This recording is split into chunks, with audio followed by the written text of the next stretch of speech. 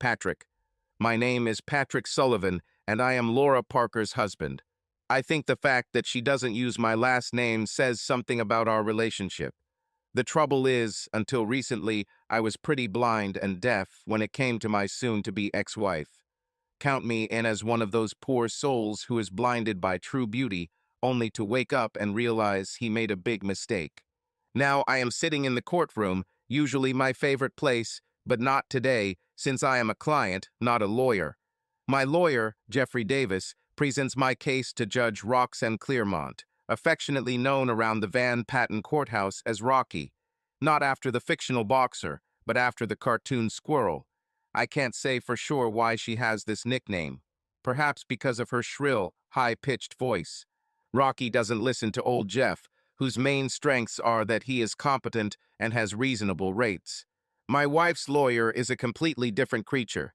Angela Zink is a tall, cool blonde in her early 40s who is clearly trying to pass for 30. She doesn't wear the typical female lawyer's uniform of dark stripes and black stockings. Angela wears a champagne-colored dress that falls just below her knees and has a high-lace collar. She is elegant, feminine, and, by the way, ruthless. I've been in enough courtrooms to know when I've been caught off guard. So take my word for it, it's an ambush. Everything should have been simple enough. The separation agreement was signed. It was an unfair settlement, but at the time of signing, I was in a very angry mood and had all the cards in my hands. I threatened to put her lover behind bars. Yes, I'm a cuckold. However, I expected that I would have to deal with my wife's people, and my anger had already subsided, so Jeff had the authority to negotiate. Laura had a different plan. I realized this when she appeared in a new dress. It wasn't that it was new, it was that it was a Susie housewife-style dress. It looks like she baked cookies for the holidays and gave them as a gift. Her hair was pulled back into a ponytail, and she was sobbing into a handkerchief. Angela was kind enough to provide a box of tissues. Laura doesn't bake. Before we moved in together, I'm not sure she even knew what a kitchen was. Her family joked about her lack of housekeeping skills. She has 3 sisters, and they all make fun of her domestic skills. She is a top-notch bond lawyer and is not at all ashamed of not being a stay-at-home mom. I grabbed Jeff's sleeve and said, "Put her on the stand, I guarantee she won't last 5 minutes." Jeff could only look at me in disappointment. He was already losing. "Do you have anything to add, Mr. Sullivan?" asked Rocky.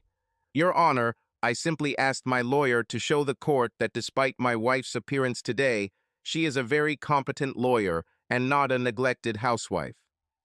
The court is well aware of the professions of both parties, so let me remind you, Mr. Sullivan, this is not a criminal trial. There is no guilt or innocence here, just a troubled marriage." Rocky paused, and then unleashed her verdict on me. "I am inclined to believe that the parties may have split hastily. Current law allows me to schedule conciliation consultations in appropriate cases. Since Miss Sullivan has already begun consultations with, I might add, a nationally recognized consultant, and since she has agreed to cover all costs in full, I will schedule consultation in this case," she said, and then muttered something. Jeff jumped up and was stupid enough to ask what the judge said, which he didn't hear. "I said counseling once a week until the court is satisfied," Rocky replied. Jeff was about to protest that he had never heard of such a thing, but I grabbed his elbow and stopped him. "We were scammed. Everything was set up," I said. "There's no point in complaining." I then nodded to Laura and her lawyer and smiled my best. It's not over yet smile. It took me 2 weeks to get a written order, and only after I threatened to disobey if I didn't get it in writing. My friend Stephen Fitzgerald reviewed Judge Rocky Clearmont's ruling with me. "Well, you have to give Saul Solomon credit. He's a damn smart lawyer," Steve said, shaking his head. "Sorry, but I can't find anything admirable about him at the moment." Hey, have you forgotten that we're the bad guys here? He has truth, justice, and the American way on his side, not to mention most of the judges in this state. I don't understand why he needed to interfere. We were not mistaken that Laura herself subtly pulled off this marriage counseling order. The logical opponent would have been Zink, But with just a little asking around on the sidelines of the court, it became clear that Judge Clearmont had lunch with the chief administrative judge the night before the hearing. A very influential person had to take such a lever. You humiliated your wife and her lover, who are both partners in his firm. People know you set them up. The fact that no one can prove anything while Laura and Frank keep their mouths shut doesn't make it less humiliating, Steve said. But this order is absurd. It cannot stand, I said. Patrick, please tell me that all those years in the district attorney's office haven't ruined your brain. No, I understand that he doesn't need to win. He's playing for time, but how long can this drag on? I said, pointing to the order. Depends on what you do. The order states that marriage counseling is paid for by the other party with a report in a month. It also selects a consultant who is well-known and highly qualified.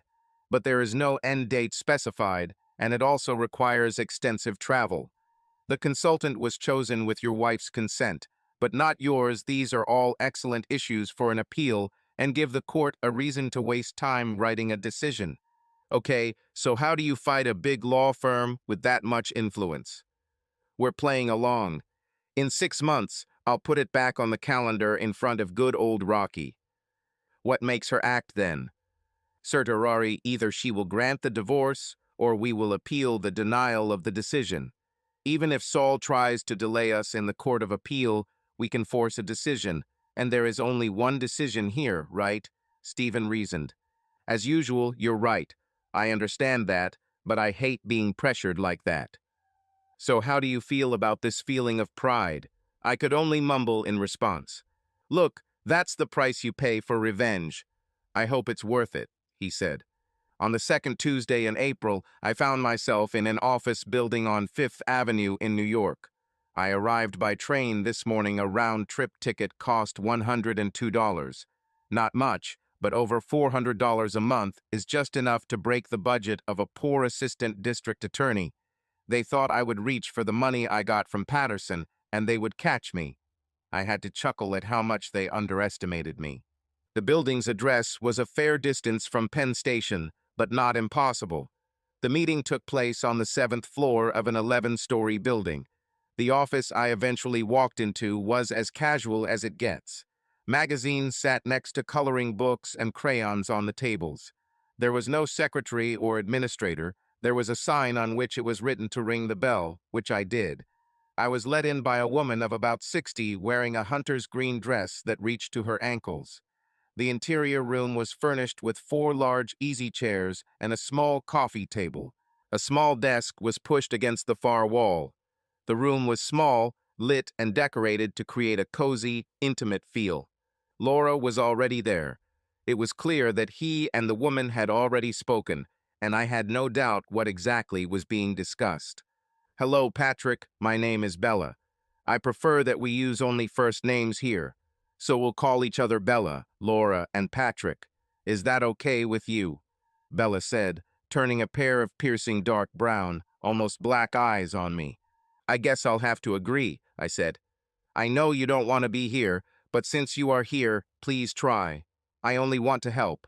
It would be a shame to miss the chance because of pride, she said. I just nodded. Okay, then the rules. You must attend 1 session together per week, and before that, each of you must have a 50-minute consultation with me to talk about anything, but hopefully about why you are here. She paused, then continued. You cannot miss a session without violating the court order. However, if something important happens, we can reschedule it. In this case, since the order is open, I am required to report to the court on a monthly basis. I will inform the court when I believe that you are both ready to complete the consultations. Is this acceptable? She said, looking at me instead of Laura. I nodded in agreement. Great, since you don't know me, Patrick, let me say that I have an MD and a PhD with 30 years of experience in the field of marriage counseling. I have written several books on the subject and currently teach at New York University. Now about the logistics, I was told that you are free on Tuesdays. Patrick and Laura said that she would be available that day. Patrick has a Tuesday night trial, Laura said, like a wife casually explaining her husband's schedule as if the world was all right. Tuesdays will do, but I have to catch the 1:20 train, I said. But we can go together, Laura suggested. No, it's okay. There are early trains. I'll see Laura at 9 o'clock, then Patrick at 10 o'clock, and finally you both at 11:30, which will give Patrick enough time to catch the train. He might even walk to Penn Station from here. But Patrick, you and Laura will have homework that you need to do together, and sometimes it might be convenient to use the travel time to do it. It's not a requirement, just a thought, Bella said, ending this one. Part of the meeting. So, first of all, I do not pass judgment or assign blame. I am not here to find out whether what happened was good or bad. Secondly, I do not divide you into a betrayer and a betrayer, into the victim and the oppressor. You two are people in a marriage. One of you did something that hurt the other. You both need to deal with it and accept your share of responsibility for what happened, she said. So she's cheating and it's my fault, I said. Is that what I said, Patrick? Bella asked, as if addressing a small child. I said that each of you is responsible, not equally. So you, Patrick, are not entirely to blame, but you must take some responsibility for what happened, Bella said, regaining her composure and looking at me as if to say, chill, buddy. And lastly, I'm not here to save your marriage. We will evaluate what's best for the two of you. Hopefully, we can make an agreed decision on what's best for both of you. After that, she asked Laura to talk about our marriage without touching on the topic of infidelity. While Laura spoke, Bella's eyes never left mine. I had a clear feeling that she was trying to look into my soul. When the session ended, she walked us out the door, and when she did, she leaned over to me and whispered, Pat, I know you don't want to come here, but I hope you're man enough to take this chance. Having said this, we parted. I knew what Bella wanted. She intended to destroy my pride so that I could win Laura back and become my wife's doormat. This won't happen. On the way back north, I turned on my phone and went online to do something. The Times-Union website had this headline: Unknown man appointed temporary attorney for Van Patten County. The accompanying article gave mostly bare facts: when I was admitted to the bar, where I went to law school, and how many years I worked in the district attorney's office. No more than that. They had no more information. The rest, I assumed, will appear later. Speculation will begin. Let them guess. But the best thing is that Laura will be furious. She will understand how I did it, and more importantly, I will no longer be some helpless idiot that she could just push around. I was a district attorney. I had a career, even if only for 8 months, but still, for the first time in my life, I was somebody. The next morning, Tuesday at 10 a.m., I had my first one-on-one meeting with Belle Moskowitz. I arrived just as Laura was leaving. I waited until she left, and therefore was a little late. Bella made it clear to me abruptly that she expected me to be on time. How are you sleeping, Patrick? She asked. Okay, why not? I asked. Well, you've obviously committed acts that are morally wrong, if not criminal, although I'm not an expert on that like you, she said. Well, I don't see any evidence that I committed any crime. Is this your standard now? Your wife says you have very high moral standards. Is she wrong? When did it become my fault? I'm not at fault here. Do you really believe this? Where are we going? I asked. I think you have to forgive yourself, and I don't think you can until you forgive your wife. You see, I've seen men like you before. You betrayed yourself to avoid the pain you felt because of. For your wife's misdeed. Laura could not understand how much pain you would have. It never occurred to her. I know that it is difficult to accept because your view is completely different. The lack of intention on the part of your wife does not reduce the pain you felt.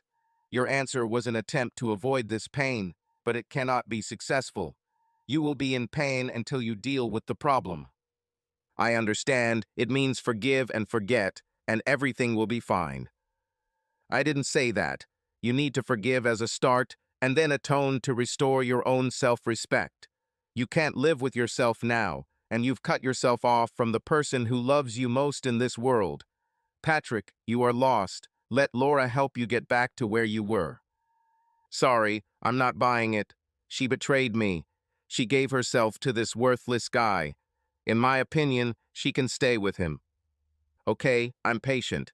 You'll change your mind. The sooner the better, but we can wait. She was right in a way. I missed Laura. The last week has been terrible. Being essentially a lame duck prosecutor wasn't easy, especially when the senior staff had reason to hate you for disrupting the comfortable position they considered theirs. Senior staff at the Van Patten County District Attorney's Office thought they could grab this tidbit and leave the job to others. I ruined this plan. Now either work for me or leave. They left as quickly as they could find a place for themselves. On the other hand, some looked at me as some kind of hero. Strangely, it only made me feel worse, like I didn't deserve it, like I stole it, which, to be honest, was true. So tell me, Patrick, what do you tell people who ask how you became district attorney? Bella asked. This woman was insightful. She knew how to accurately identify your weakness. Don't you read the Schenectady Gazette? I'm a former student of the governor. He's my mentor and brought me out of obscurity because he saw natural ability in me, I said. But I couldn't help but grin, and she smiled too. Does anyone believe this? She asked. Everyone believes it to the point that it has become true. As we lawyers say, never confuse facts with truth. Facts only confuse the jury, get in the way of what they want to believe, I replied. I had no idea you were so cynical, she said. Live and learn. Just as I suspected, your wife is nothing more than a convenient target. The problems go much deeper, don't they? You're good, but it doesn't lead anywhere. She cheated. End of story. No, I don't think so. You allowed her to cheat to justify your actions. Poor Laura was trapped by circumstances. She considers herself much more responsible than you. The more dominant partner, but this is an illusion. All the power has always been on your side. All you had to do was flex your muscles. Are you sure about this? Yes, but I guess the question is, when will you show compassion for this poor girl and stop punishing her for being weaker than you? So it turned out that I was the injured party and the responsibility was shared, I said. Did you think I was so blind that I couldn't see the truth, or were you going to blind me with your lawyer tricks? So she can go to bed with other men, and I just have to stand by and watch. She wanted what almost all women want: a child. She put it off for her career, but it depressed her. She became easy prey for a man like Patterson. She had a husband, but he refused to protect her. Perhaps he really didn't want her love? I loved her, and I knew I couldn't stop her. She didn't believe me. So you showed her. Yes. So forgive her, it's a worthy thing to do. She's in so much pain. The quality of mercy is not forced. It pours like gentle rain from heaven to the place beneath. It is doubly blessed. It blesses the one who gives and the one who takes.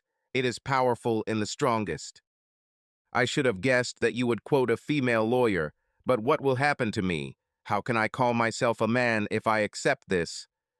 She turned her dark eyes on me and said, I believe in you, Patrick. You are truly brave. You will not let me down. You have too much courage to be afraid of what people will think. It was 4 o'clock on Sunday morning, and except for today, I had only been district attorney for 12 days. The house on Indian Hill Road was a modest, one-story, two-bedroom ranch, the kind that has a garage at one end that is eventually converted into a bedroom, or to which a wing is added, giving the house an L shape. It probably sold for $100,000 at the peak of the market several years ago, but was now abandoned after the crash that followed. Until now, the only crime that has touched this house has been a mortgage fraud perpetrated by America's largest banks and their associates at the Federal Reserve and the U.S. Treasury. Sergeant Brandt from the Sheriff's Patrol met me on the porch. He was gloomy. The body is here, he said almost in a whisper, leading me through the front door and into the living room. There was a body in the center of the room. It was a terrible scene, and I couldn't shake the sense of unreality. 3 more sheriff's deputies were huddled in the corner of the room, off to the side, and my chief investigator was squatting next to the body on a dry patch of carpet. Philip Sloan was a short, fat man in his 60s who, since 11 days earlier, had been the chief investigator for the Van Patten County District Attorney's Office. In other words, he worked for me. This was my first assignment. He had no law enforcement experience. He was a private investigator, not a cop, before he took a part-time position with my predecessor about 10 years ago. We worked together on several cases, and I knew he was the best I had. He had no political connections, but then I didn't have to worry about politics. I felt like everyone was watching me. Brandt, Sloan, and 3 other sheriff's deputies were there. I simply nodded my head. I wasn't going to get sick if that's what they expected. I asked Brandt to call the state police and give them the wrong directions so we could have time to look at everything again. We took pictures of everything, Phil said. There are needle marks on both arms and tattoos that say he's a member of the Hells Angels.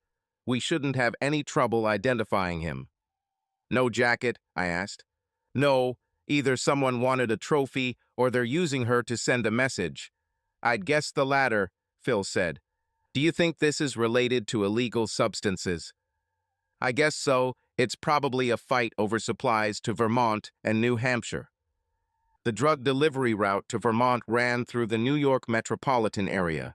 Van Patten usually didn't participate, but this is where someone decided to make a statement, and thus I caught the Black Queen. In fact, the body will generate a lot of press, but is unlikely to attract much attention from the state police. The state crime lab is the best, but the state police are more like uniformed cowboys than police. Unfortunately, in order to solve this crime with the resources we have, we will need a lot of luck. It will likely be revealed eventually when someone wants to trade information to get rid of another charge. This will most likely take years. In the meantime, since this happened on my watch, the responsibility will be mine, and the few chances I had in the next election will disappear. I looked at those around me and knew that they were thinking the same thing. I have lost many employees since taking this position. Those who had not yet left were planning to leave. This terrible murder was just another burden on me. I was lonely without Laura. Stephen, my only real friend, was away working a high-profile murder case in Westchester County. Looking back, I knew that now I needed to prove that I could be a leader. My father always said that God never gives us problems unless he thinks we are ready for them. So let's do the best we can and leave the rest to God, I said. These must have been the right words because I saw determined smiles on everyone's faces. As I was leaving, the state police arrived. I prayed that they would just gather the evidence and not ruin it. Katrina Gomez acted as my temporary secretary. 2 weeks ago, she was the most junior person in the office, but that was before the exodus. I couldn't blame the staff. Most of them were following what they believed to be their best political interests. Katrina told me that Phil Sloan is here. Phil walked in carrying a stack of files. Well, we know who our victim is, and we have a good idea of who killed him, he said, placing the files on the large desk I now held as the interim district attorney. Good afternoon, Phil. Good to see you too, I said, and he just waved his hand. We don't have time for pleasantries. We need to catch the vultures. He then explained that the man killed was Ricky St. Simon, a former member of the Hells Angels. Ricky led a group of women, mostly former prostitutes, who groomed themselves well enough to pass for housewives. A deal with a local used car marketplace gave them access to a supply of minivans. That's what we found in these traces, a drug, Phil said. So the victim is a merchant. No, he's just a carrier, and these guys are the traders.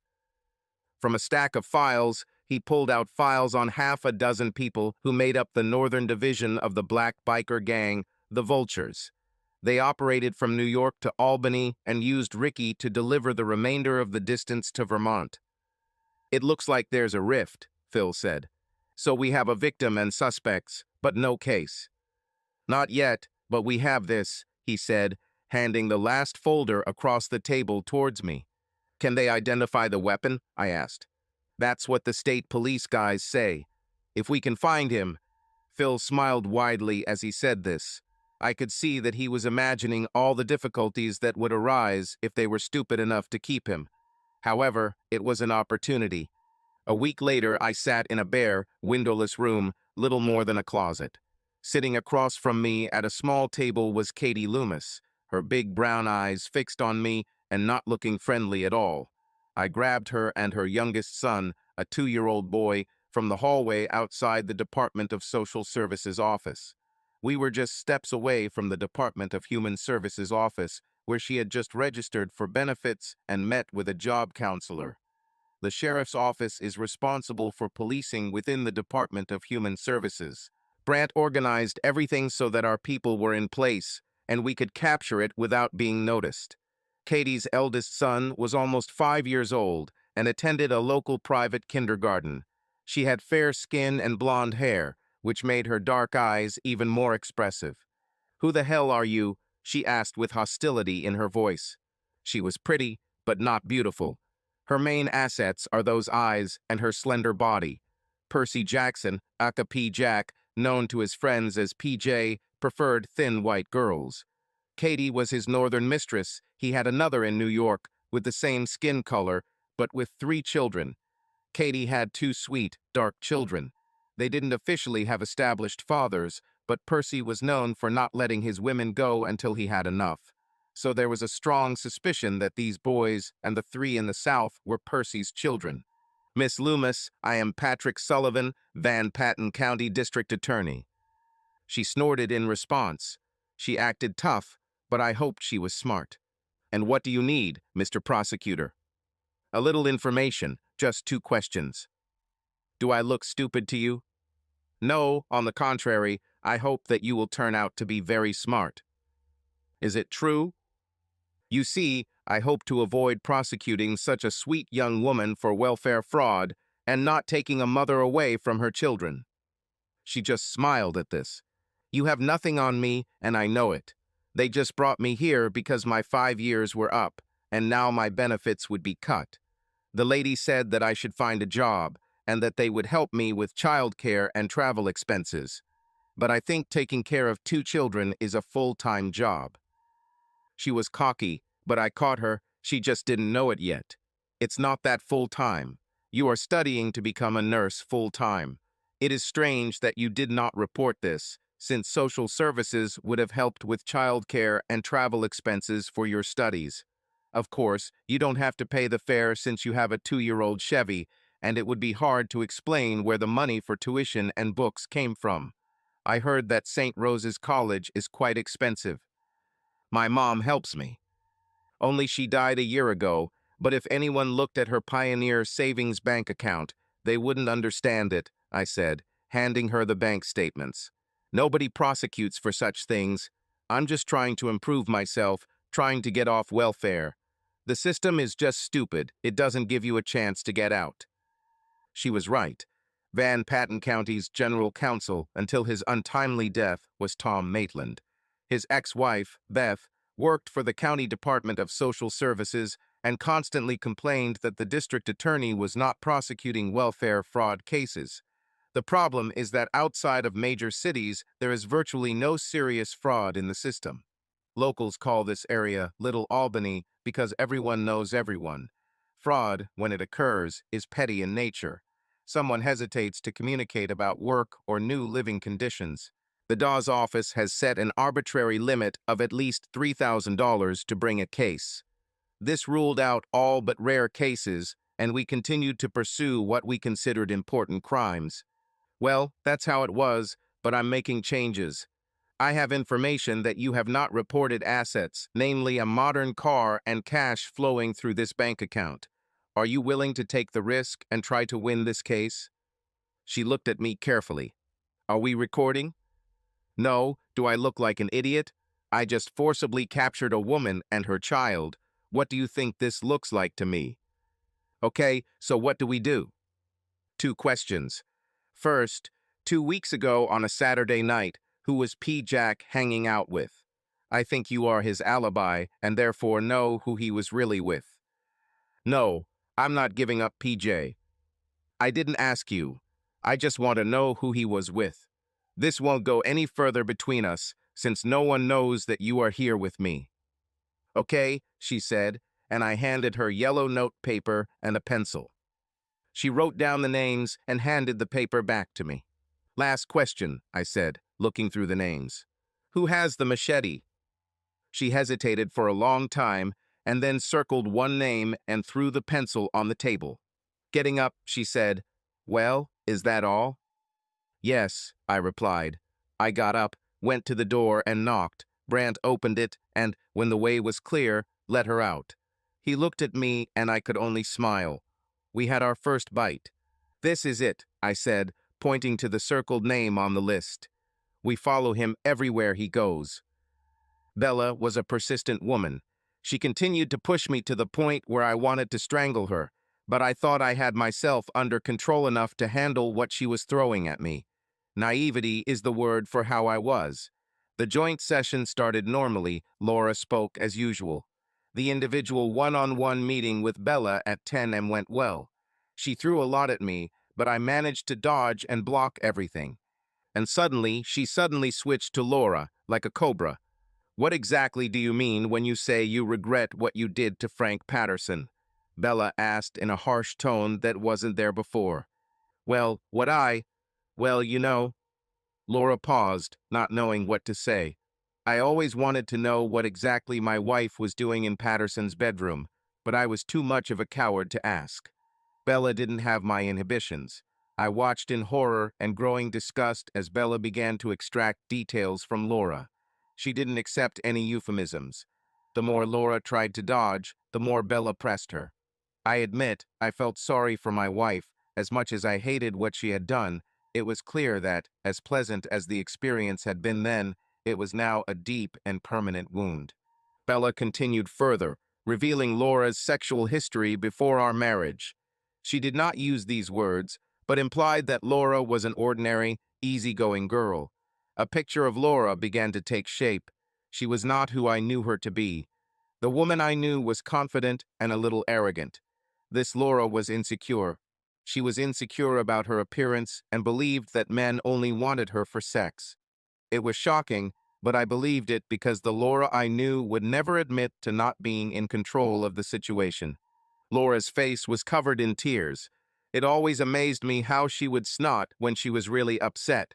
Laura sat huddled in her chair, tears streaming down her chin and nose, and a stream of snot poured out of her nose, if there were not so many handkerchiefs in the world to hold back this stream. After what seemed like an eternity, it was over. I stopped listening. It hurt too much. When I looked at my watch, it was 1:30 p.m. I missed my train. "It's okay. Laura won't be able to drive on her own in this state. You'll have to drive her," Bella said cheerfully, as if we'd been discussing gardening for the last 120 minutes. As I helped Laura up and out, Bella said cheerfully, "See you next week." Laura's eyes searched mine. At some point, I saw fear in them. I'm sure that in mine, at worst, my confusion was visible. This was her consultant, and I had no idea why Bella crushed and humiliated Laura so cruelly. It took us a while to find Laura's car in a garage 2 blocks away. I put her in the passenger seat of the BMW convertible that I knew so well. I drove a 5-year-old Honda Civic that Laura bought for me. We bought her $80,000 sports car 3 years ago when we moved to Albany as a going-away gift for both of us, although I never drove it, preferring a Honda. I guess I'm not what people think of as macho. I hate cars. When I was a kid growing up in middle-class Brooklyn, no one had a car, or at least not a place to park one. Our life revolved around the subway and buses. BMW almost paid off. She loved that stupid car, I thought as I helped her into it.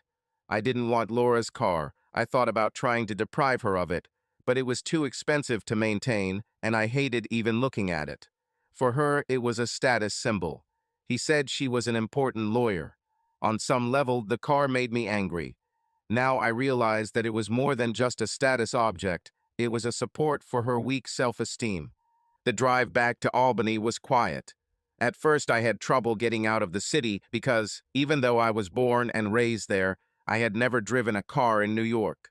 I was shocked to find out how much parking costs, almost the same as my round-trip train ticket.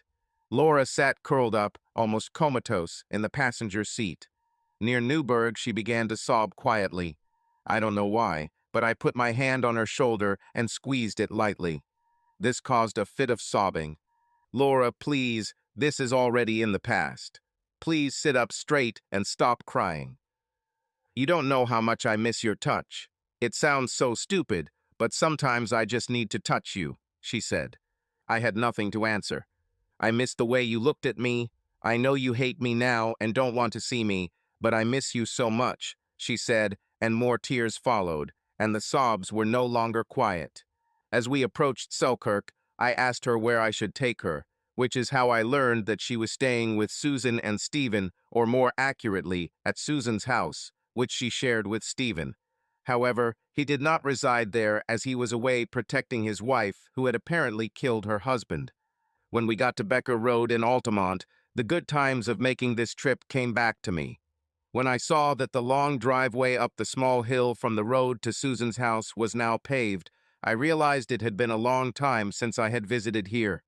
What had once been an old farmhouse, small and cramped, was now a 6-bedroom house with a detached 4-car garage and a farmhouse out back, which they intended to one day turn into an office when Susan went into labor and Stephen became a stay-at-home dad, working part-time from home. I wondered how this plan now fitted in with his sudden fame as a criminal defense lawyer. I parked the Beamer in the garage. Laura turned to me and said, "I have never loved anyone before you. I am so sorry. You may never forgive me, but please try to remember the good times we had." She then ran out of the car along the flag path, ran up the large steps of the farmhouse, and disappeared inside.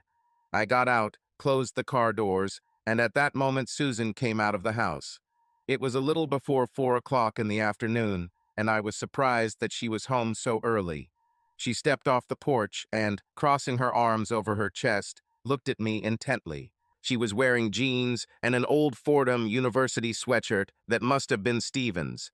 She was still the most beautiful woman around. "Are you proud of yourself, Pat?" she said. "It wasn't my idea, it was the damn consultant's. It's clear you have nothing to do with it.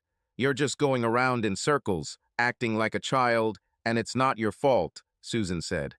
I could have told her many unpleasant things about her own behavior, but I bit my tongue. "Please, Susan, stay away from this." "How can I, when 2 people I love are destroyed over something stupid?" "It's no nonsense to me," I replied. "So confident, so strong. There is no tolerance for us weak people. I hope someday you and Stephen will know what it means to be human." Having said this, she turned around and returned to the house. I called a taxi on my mobile phone as I walked towards the road. It arrived within 40 minutes, and I had time to curse Belle Moskowitz, Roxanne Clearmont, and Angela Zink, and all the other supposedly good women who I'm sure secretly hate men and make our lives miserable. I also had time to think about Susan's last comment. What did it mean? I didn't have night court that evening. Let's call it one of the privileges of my new position. Stephen called me around midnight. "Hey, Pat, I'd ask how things are going, but I already know," he said. "Yes. What did Susan tell you?" "Well, you're impossible, immature, insensitive, and probably insane, and that's just the N-word. I heard over 2 hours of your shortcomings on the phone," he said.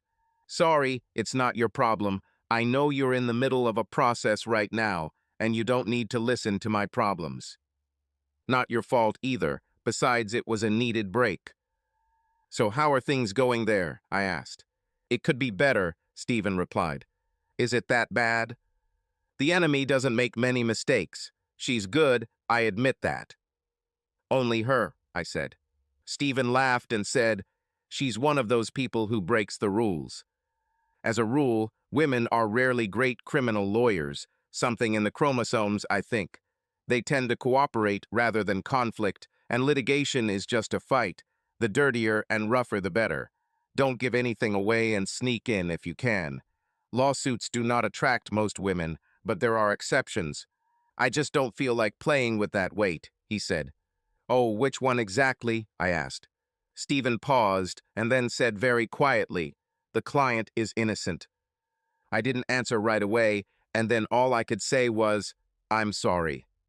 "It's not your fault. These things happen," he said. "Is everything okay between you and Susan?" I asked. "Fine. Why do you ask?" "Well, she said something strange when I saw her. that you and I are not human, I said. There was a long pause, and then he said, I think she's having trouble coping with my success. I don't know for sure, but it's a guess. Well, I'll probably lose this case, and everything will go back to normal, he said. We ended the conversation by promising to meet him when he returned for a drink. Jenny Trudeau was a skinny white chick, or so she told me when we first met. We met because she was arrested for incitement, but this arrest was questionable. I may just be a bimbo, Mr. Sullivan, but I know a cop when I see one. This accusation is nonsense. It was what it was, and I let it go and moved on. She was grateful then, and I hoped she would still be grateful. So what do you need, Mr. Big Shot Prosecutor? Need my professional services? I heard things aren't going smoothly at home, she said. Nothing goes unnoticed in this city, and I was sure that rumors had been flying everywhere since I filed for divorce. We need a different kind of service, I said. Well, you may ask, but what you did to me about those stupid accusations is only natural for a good guy like you. I pulled out a photo story. A set of photographs is usually used to show a witness rather than a full lineup to see if the witness can identify a suspect. Only in this case, they were all suspects, members of the Vulture's biker gang. I saw Jenny recognize them. Do you recognize them? I said. Yes, and I definitely don't owe you anything for it, she said. The Don needs your help, and I guarantee this will never come up. It took me over an hour to convince her, but she finally agreed. Then we had to come up with a story. Most of it was true. She was indeed at the Vulture's club, providing her professional services. All we added was a few overheard conversations about Samuel Tatro, also known as Tater, or Tater Tot when he wasn't around, wielding a machete. So, this is our story, and all you have to do is tell it to Sergeant Brandt, and he will do the rest, I said, satisfied that we would soon get the search warrant we needed. I trust you, Mr. Sullivan. Take care of me, Jenny said. I assured her that everything would be fine. To be honest, I wasn't so sure about it. We found the machete in a storage locker in a seedy little town north of Albany called Watervliet. Watching Tater paid off. Now all we had to do was get someone to speak. I brought Tater in and put him in a room for 23 hours and charged him with possession of a weapon, a machete. Then we brought in little Tom, also known as Thomas Lexington, a 6'5" giant weighing 285 pounds. It was absolutely impossible that Tater, who was 5 feet 7 inches tall, would have killed Ricky St. Simon. I assumed that little Tom deserved the honor. When we started questioning little Tom, he decided Tater had turned him in and gave us everything we needed to make the rest of the arrests. They took place over the weekend on Memorial Day. At this point, I was in the 6th week of my 8-month term. I knew how Russell Dewitt, the Van Patten County Republican chairman, thought. The district attorney's office seemed to him like a tasty morsel from which he could squeeze the juice. In a heavily Republican district, an empty position is a gift. The temporary guy, this Sullivan guy, seemed harmless when he had problems with this body. But now he had made arrests, and the same so-called journalists who had accused him last week were now calling him the most capable da in the state. Damn, he's going to have to rethink his entire strategy. Nominate that idiot Dexter Elling, who people knew but didn't really know how incompetent he was. Perhaps he can nominate a more worthy candidate next time. This gave me the opportunity to run against Dexter. I was looking forward to this. By the end of August, we had been attending counseling for almost 5 months. Many weeks have passed since that session when Bella tore Laura to shreds. Bella spent this time restoring Laura. Laura is almost back to the confident woman I once married. I decided there was a method to Bella's madness. I saw that Laura was on the verge of forgiving herself. Even I was ready, albeit reluctantly, to forgive her. What I wasn't ready to do was stay married to her. As far as I was concerned, my life with Laura was over. "What's wrong with you, Pat? Can't you overcome your pride?" Bella asked in our private session. No. The fact is that I cannot come to terms with the illusions that I had. I think I married too young. I was immature, as some people think I am now. She was a goddess to me. I guess I didn't see clearly. Who even knows who they're going to marry? We wear masks in public. Marriage is partly about learning to love another person for who they are, not the way we want him to be. You might be naive, but you don't have to stay that way, she said. You're right, but it's time to grow up and move on, just like you preached. But I intend to move forward without Laura. Bella shook her head. You're a tough nut to crack. I know the day will come when you will regret what you do. You married Laura before God through joy and sorrow. For you, this is an eternal connection. You belong to her, and God has ways of carrying out his will, so I will leave it to God. I will inform the judge that counseling will end at the end of September, and until then I will work to keep you apart. Are you okay with this? She said, looking at me with her deep eyes. Sounds good, I said. She told us the same thing in the general session, and Laura looked sad, but it seemed to me that she took the news well. When I got out, Brant was waiting in the sheriff's patrol car. I was accompanied everywhere. Death threats began appearing immediately after the 4th of July. By early August, the FBI told us to take them seriously. The Vultures hired expensive lawyers from New York and fought the charges. Tater and Little Tom tried to take back their confessions. City lawyers argued that the evidence was falsified and should be thrown out. They were screaming about an illegal search when they weren't talking about county courts and white justice, which meant rednecks in white hoods. As I got into the sheriff's car, Sergeant Brant handed me his cell phone. The text was from Phil Sloan. There was one word, Geronimo. Brant smiled like a child at Christmas. The code word was unoriginal, but completely unsolved. This meant that the other side brought into the deception. This trick was so simple that I knew it would be effective. About 3 weeks ago, we learned that the FBI was going to put one of the Vulture girlfriends into the witness protection program. Her name was Jasmine Turner. She was one of the few girls who hung out with these black bikers and was also black herself. She had no children and wanted to start a new life. The FBI recruited her, but unfortunately, they told us she knew nothing about the St. Simon's murder. No problem, she had the correct initials, JT. These are the initials used by Jenny Trudeau in our internal documents. Jenny's full name did not appear anywhere. We had to convince everyone that JT's initials stood for Jasmine Turner. Phil, Jack Brant, and I allowed the FBI to detain Jasmine and then begin a quiet but increasingly desperate search for her. Soon even the people in our office thought Jasmine Turner was our informant, and we couldn't find her. The Vulture's lawyer thought they had everything covered. A hearing on the suppression of evidence was scheduled for the second Tuesday after Labor Day. For this day, I had a reprieve from consultations. But the word Geronimo meant that our real enemy had bought it. Dexter Ayling campaigned aggressively to become the district attorney he believed was rightfully his. We learned that he was scheduled to appear on the morning news this Sunday. We hoped that he would try to hit me, confident that I would not be able to win the suppression hearing.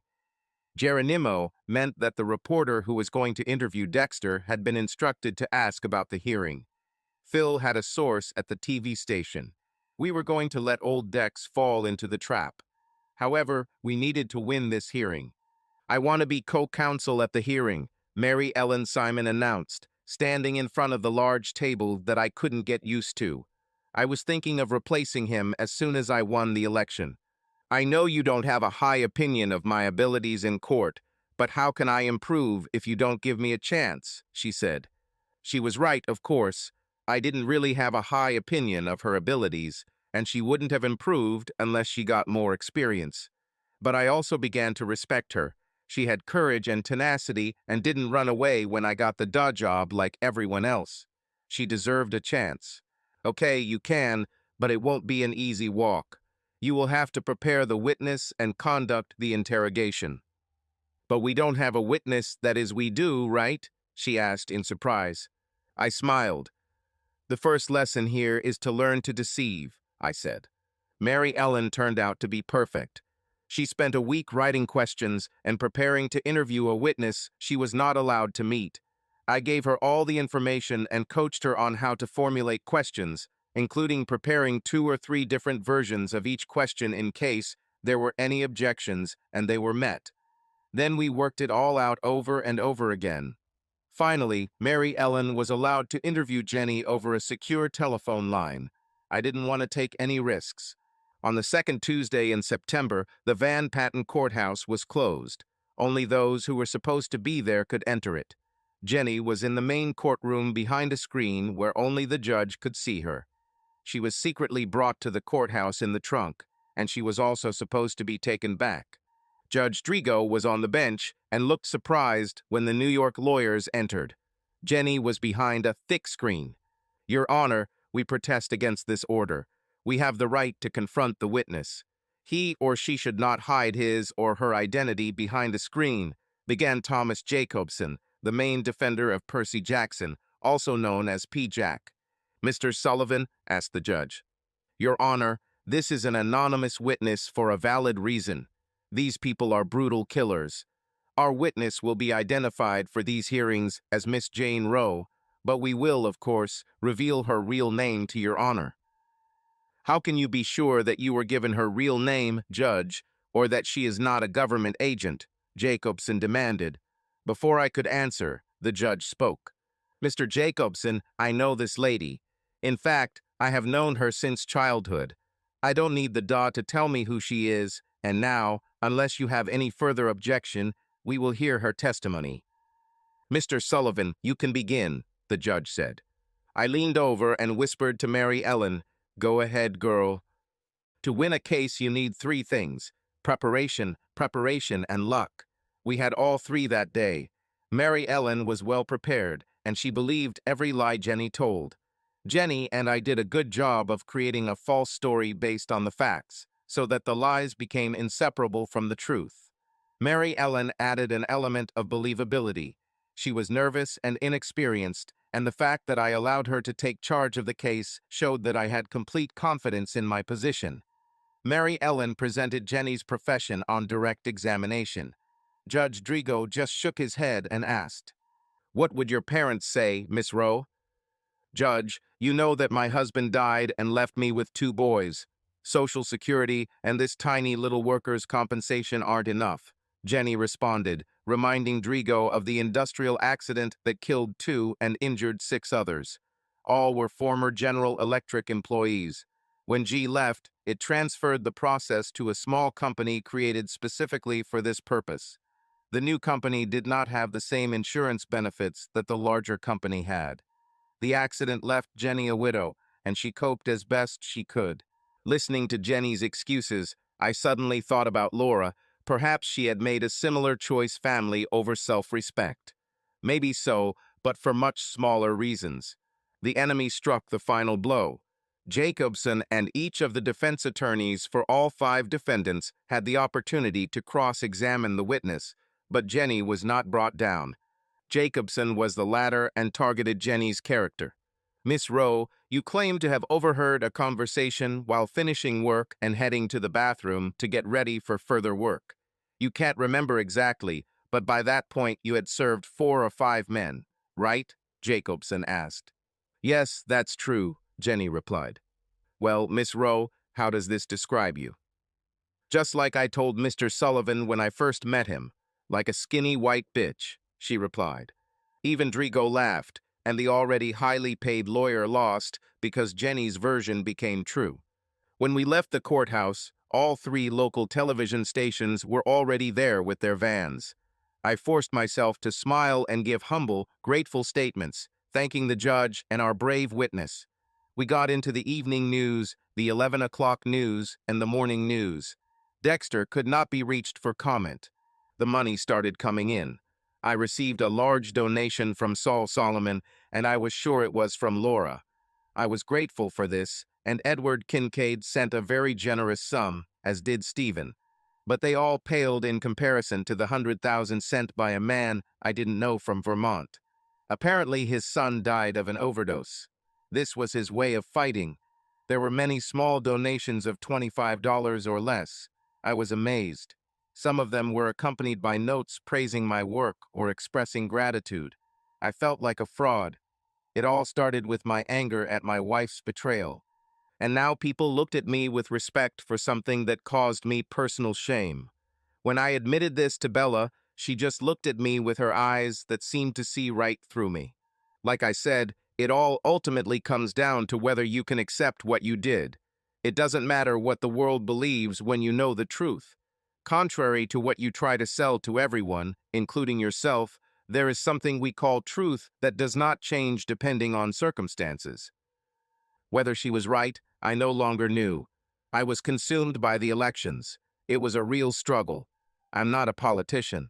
Walking and shaking people's hands is the hardest thing for a person like me. It took all my willpower to endure the endless meetings with people. To add insult to injury, Dexter got a real break from the feds. They made deals with the vultures and took them away into protective custody. We tried to bargain for at least one body to prosecute, but apparently some kind of deal had been struck. The state attorney general announced the deal at a news conference. This meant either agreeing or trying to challenge the state. The governor was kind enough to send me a letter of thanks. Before I knew it, the first Tuesday in November had arrived. Election day started out clear and bright, but later it started to rain. That day, when I woke up, I thought about where I was a year ago. I was preparing for the Leroy Johnson case. It's strange, but I haven't thought about him for a long time. He received a suspended sentence, and I heard that he returned to his wife. I escaped punishment and burned a witch, and I wondered who was happier. I went to all the polling stations that day. I was greeted with enthusiasm by all the poll workers, both Democrats and Republicans. Around noon, I met Tommy Leckort. He thanked me for reviving the party. "Thank you, Pat. Win or lose, we are in your debt. I've never seen an organization so animated before," he said with a big smile on his face. There were rumors that voter turnout was on the rise for the non-presidential election. No wonder. In the presidential election, just over 25,000 votes were cast in the district overall. Dexter raised and spent over $175,000. I actually spent more than him. Together, we spent almost $15 on every vote that would be cast. This was unheard of, but Republicans still had a 2-to-1 advantage in registration. It was about 6 o'clock in the evening when I left the last polling station. Brant was with me. He was in civilian clothes, like about 24 of his colleagues who had been campaigning for me all day. He lingered talking to some people as we left the Polish-American Cultural Center, where the 14th District polling station was located. I went outside when it started to get dark. I heard the motorcycle before I saw it. When I looked, the driver was wearing a helmet and was rushing towards me. He had what looked like a bat or a small pipe in his right hand. It was obvious what he intended to do. I could run away, but I wouldn't have time to hide. As he approached me, I heard a shot. The driver went down and the motorcycle got out of control. He almost missed, but the rear wheel hit me and threw me towards a parked car. The motorcycle, turning over, followed me. The room was not completely dark. Light came from the corridor through the door and large window into the next room. I was lying in bed and seemed to be connected to all the machines around me. Someone came in and leaned over the bed. I think it was a nurse. "Easy, don't try to move." "He's awake," she said, turning to someone who was obviously sitting up. The figure stood up and walked towards the bed. I didn't need to see her to know it was Laura. They gave me water and told me not to move. "Don't try to move. You need to rest. Some things aren't quite working yet." It turned out that this was putting it mildly. I had injuries from the impact and apparently suffered a stroke due to the head injury. But by that time, I was already in the hospital, and the stroke was not severe. My right arm was broken. My left arm was partially paralyzed, as was my left leg. My head hurt like it was being hit with a hammer, but mostly I just felt pain. Doctors and nurses were upbeat and positive, predicting a near-total recovery, but almost covered a lot of ground. A very beautiful woman psychiatrist started visiting me on the third day in the hospital. She didn't say the word disabled, but it was clear from her eyes that she meant it. "It will take time and a lot of effort on your part," said the chief doctor, whose name I never caught. Laura was next to me, and it was impossible to get rid of her. My wishes were ignored. She took everything into her own hands, talked to doctors, and insisted on her own. One of my nurses happened to be a recent graduate, Katie Loomius. Apparently, she convinced the guards that she was now on my side. She was very nice and thanked me for getting her off that big black bastard so she could get back to her life. By the way, he's not what you think. What? The big one, at least not down there. Either this is a big black myth, or he is the exception that proves the rule. But thank God he left. Those stupid feds asked me, do I want to go with him? How stupid do they think I am? I was sent home on the 6th day with Laura. When I tried to remind her that we were getting a divorce, she laughed in my face. We canceled this stupid case, she said. Who will take care of you if not me?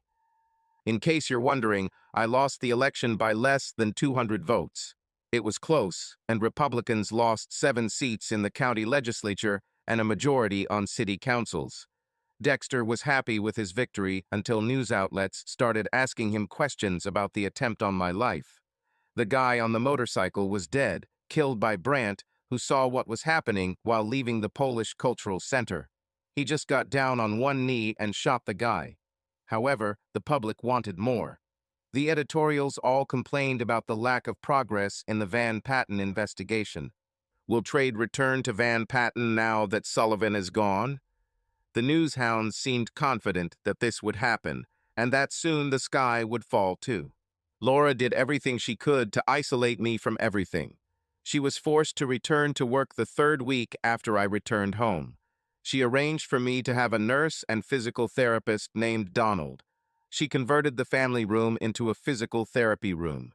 Don worked with me tirelessly to get me into shape. But he never lied to me. Everything will never return to its previous level. I will be able to walk, perhaps even quickly, but not run.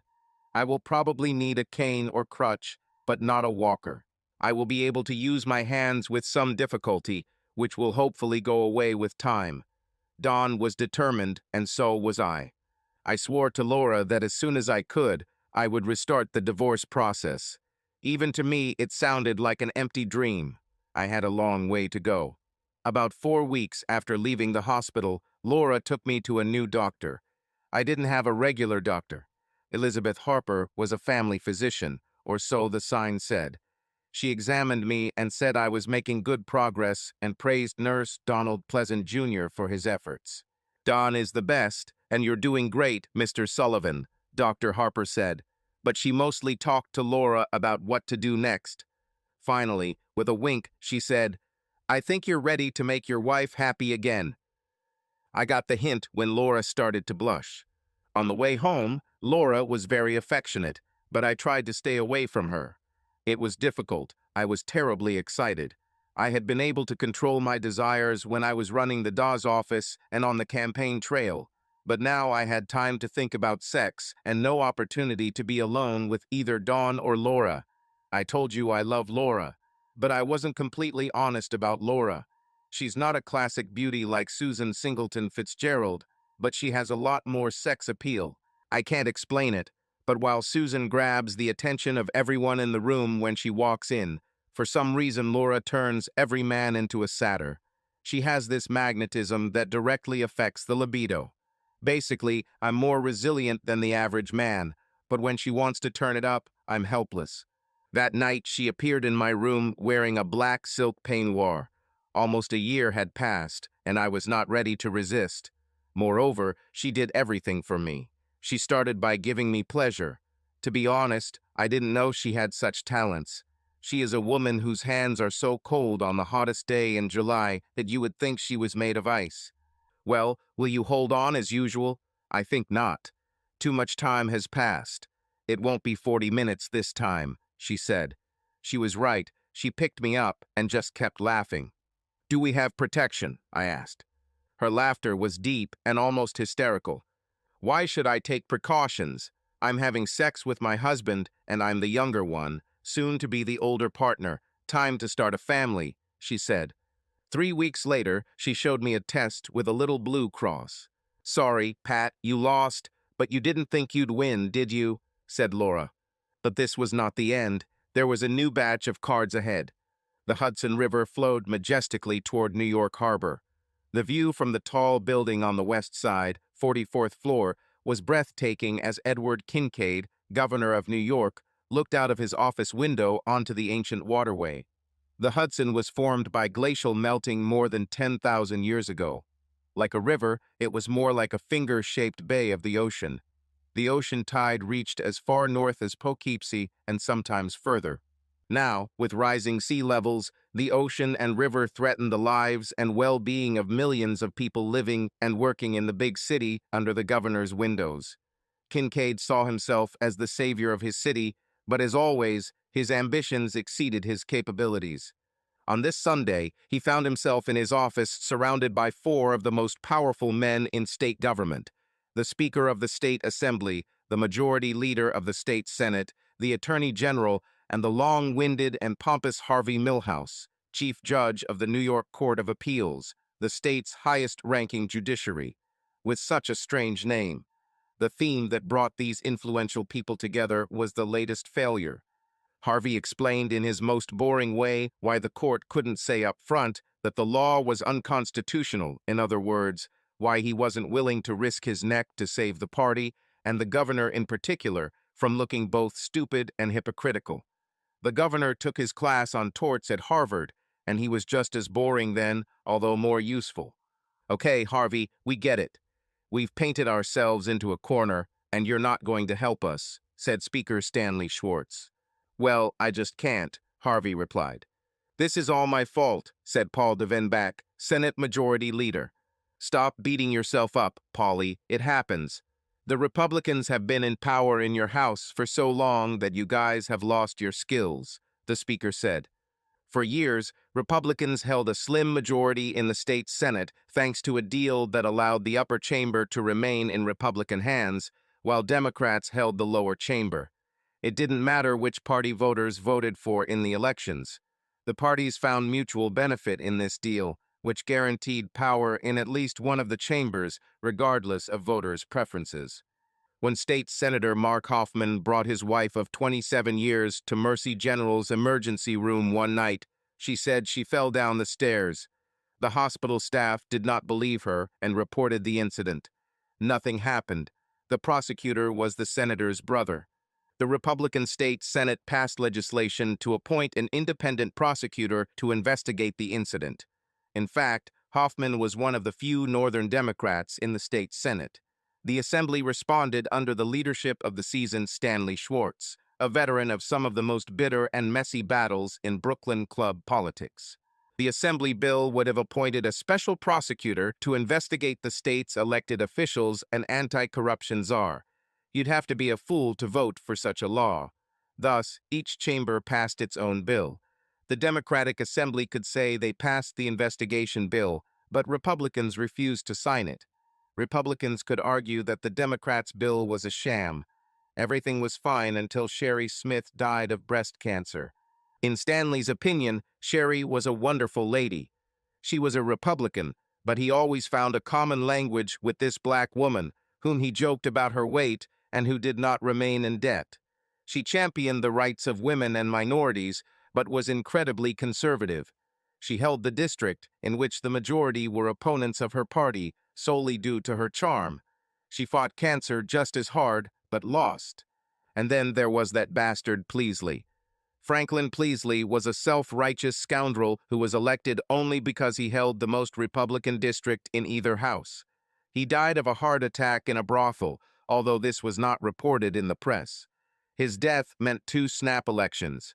But it's okay, the most that the Republicans could lose was 1 seat.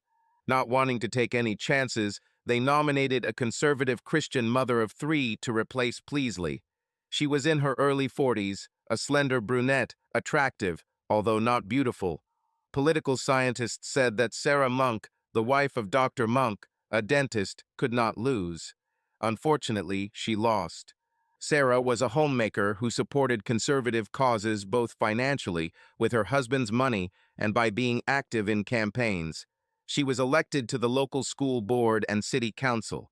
It was in this latter position that she met a much younger lawyer and began a brief affair. It was a small thing and ended quickly, but unfortunately in the age of cell phones and selfies, photography still existed.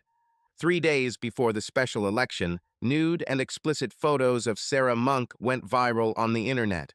The scandal broke too close to the election for anything to be done, and the final blow was the statement by the young man's ex-wife that Sarah was the reason for the divorce. In a less conservative district, this might not matter as much. Democrats were ecstatic when they gained control of the state Senate. This lasted exactly 1 day. The outgoing majority leader proposed the Assembly's special counsel bill and then sat down. If Paul Devenbach had been more experienced, he might have held his side and stuck his tongue out at the opposition, but he was not. The radical left in his chamber knew what they wanted: retribution. And what better way than to pass a radical reform law? The best Paul was able to do was limit the duration of the law to 5 years. So there was a bill that no sane politician wanted waiting for the governor's signature. A law he supported when he was sure it would not pass. The last person in the room was Sidney Levy, the Attorney General, an elected office in New York. How Sid, the most honest and caring man the others had ever known, had even been nominated was a mystery, but here he sat among 4 political sharks. Sid was 35, the father of 6 children and the husband of Ruth, an Orthodox Jew who believed in her faith more than anything else in the world except her family. The meeting was scheduled for Sunday because the day before was Saturday. Sid would have come the day before, but the others knew the price Ruth would make him pay. "Well, Mr. Attorney General, what advice do you have?" asked the governor. Sid was dreading this moment. He felt uncomfortable with these people at the best of times. Now he was being asked to give an opinion which he believed they could not accept. "Well, the bill has certain shortcomings that could be corrected if the right person were appointed. 1. It's too general. It does not have a clear mandate, which means a strong person is needed to fill this position. 2. There are no allocated funds, which means that until the next budget or additional one, if there is one, this person will have to work without funds. I will, of course, provide all possible support, but cannot hire staff for another agency. That's why you need someone who knows how to find creative solutions. 3. Finally, you need someone independent who will command the respect of the public, but who also understands human weaknesses. Not someone with high morals, but still I don't know enough of a hero for people to look up to him. My opinion is, if you have someone like that, sign the bill and appoint him or her. But if you can't find the right person, veto it and accept the bad press." Sid finished his statement as the majority leader sighed and the judge cleared his throat. The governor was silent. Stanley then said, "Is there someone like that up your sleeve, Ed?" The governor lowered his eyes, then turned to the window, looked at Hudson for a minute, then picked up the phone. "Betty, put me in touch with Don Pleasant, Jr., not Senior Jr." He then turned to the others and said, "Why don't we have another coffee while we wait?" The governor appointed the son of his chief of security to keep an eye on Patrick Sullivan. Better to play it safe. As soon as he heard about the attack, he began to worry. The more he learned, the more convinced he was that the situation required careful monitoring. His own involvement was minimal, and the situation was stable for now. The phone rang, and Betty said, "I've got Don Jr. on the line." "Don, how's the family?" the governor began. "Everything is fine, Governor. What can I do for you on this beautiful Sunday?" Don answered. "Well, I wanted to know about your patient." "I have several, but I assume you mean Mr. Sullivan. He's on the mend. He'll never be fully recovered, but he should be 80% in a few months." "What about now? Can he work?" "Well, he's a lawyer, so it's not too physically strenuous, but it would still be wise to wait." "What if I can't wait?" Edward asked in a way that made it clear that he would not wait. "I think he can handle it, and it might even help him mentally."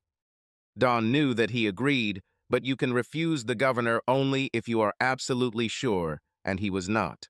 "Thanks, Don. Say hi to your partner," Kincaid said as he hung up. The others mostly looked at him, but not Stanley. "Are you sure about Sullivan, Governor?" asked the speaker. "Yes." "Who is Sullivan?" "I've never heard of him," the judge asked. "Patrick Sullivan, former interim district attorney of Van Patten County. is everything our Attorney General needs, including the hero part, said Governor Kincaid. He's not an Ivy League guy, Judge, said Stanley Schwartz of City College, certain the judge despised him because of it. In the end, everyone agreed that the governor would sign the bill and appoint Patrick Sullivan immediately. The governor's only concern was one that he did not voice. He was confident that if this problem arose, it would be fixed. It was a big game and small problems had to be worked out. Take me, take me. Linda Siegel hugged a huge pillow on the king-size bed in the Hilton Midtown Hotel's Stephen Fitzgerald suite. The Westchester County Assistant District Attorney kept her head down and her butt up while Steve had sex with her. They had tried many positions over the past 3 days, but this was her favorite. The current session began on Sunday evening, a little after 10 o'clock. They went to a fancy pizzeria restaurant that served very thin crusts. The food was ordinary, and the sex after dinner was top-notch. Linda rolled over onto her back. She didn't have many lovers. She was not a woman of easy virtue. Steve was her fourth. He was not like those who came before him. "How do you do this?" she asked. "What exactly?" "Hold on that long," she said, hitting him with a pillow.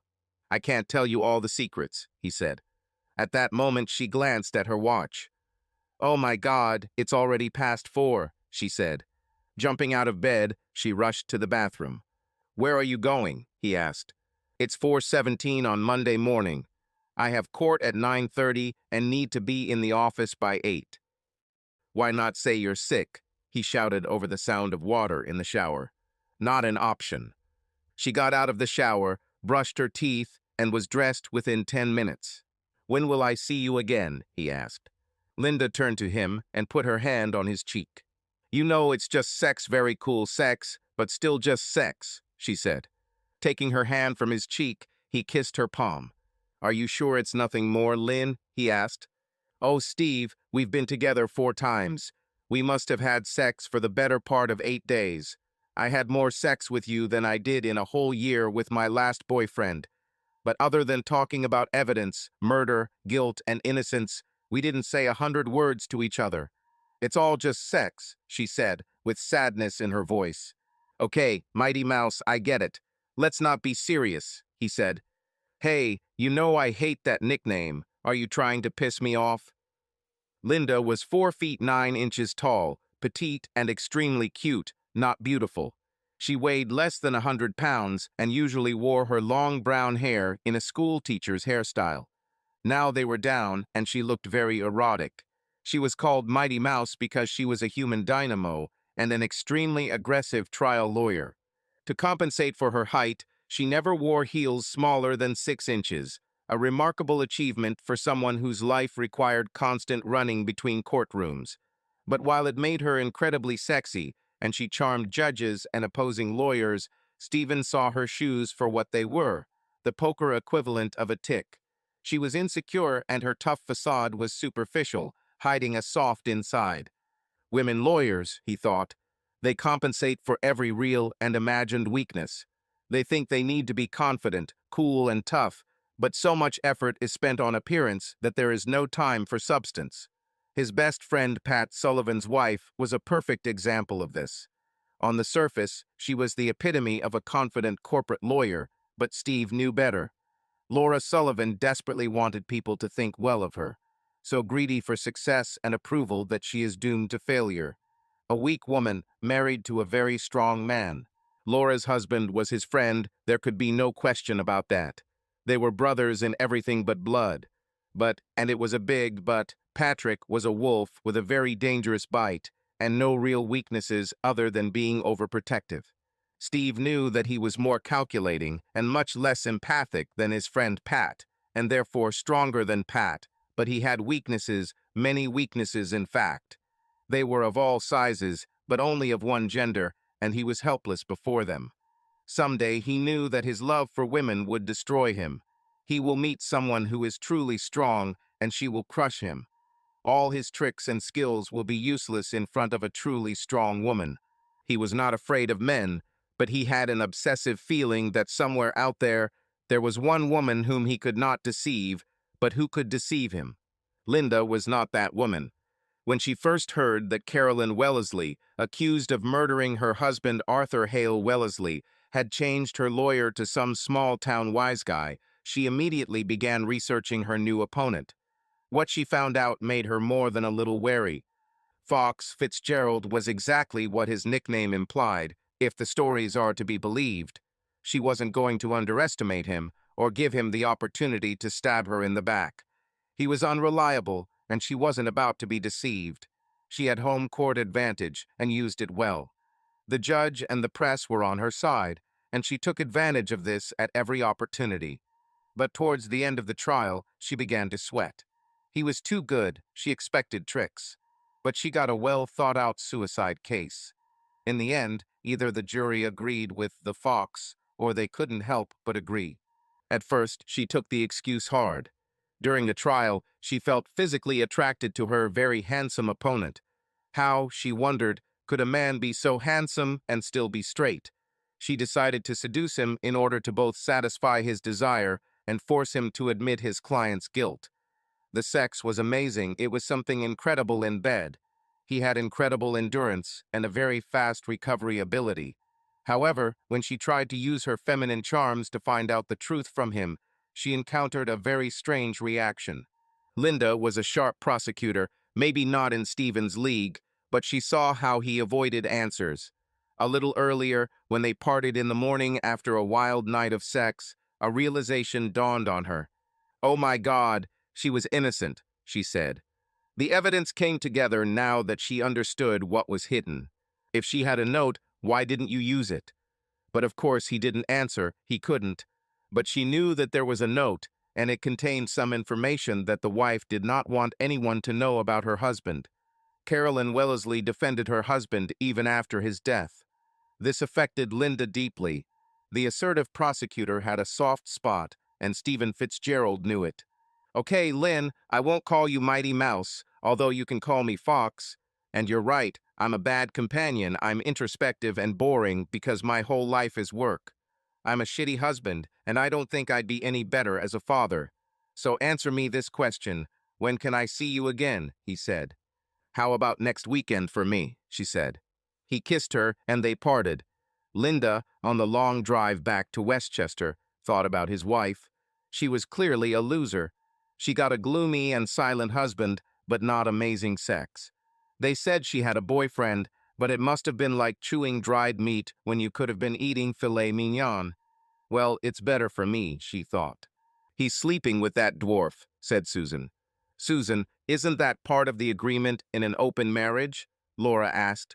"Who said anything about an open marriage?" "Really, Laura," Susan answered. They were sitting at the Ilium Cafe in Troy, an upscale spot for breakfast or lunch. It was Thursday morning, and in front of them were omelets with feta and spinach. Laura especially tried to eat the fruit that was served with the omelets. In her 5th month of pregnancy, she tried to behave properly. It wasn't easy. She often felt sick and was deeply depressed. "Susan, when you push your limits, you open yourself up," Laura said. "Speak for yourself. I don't believe in this eye for an eye principle. Let's start with the fact that men can't hold up their end of the deal. Stephen never lacked sex.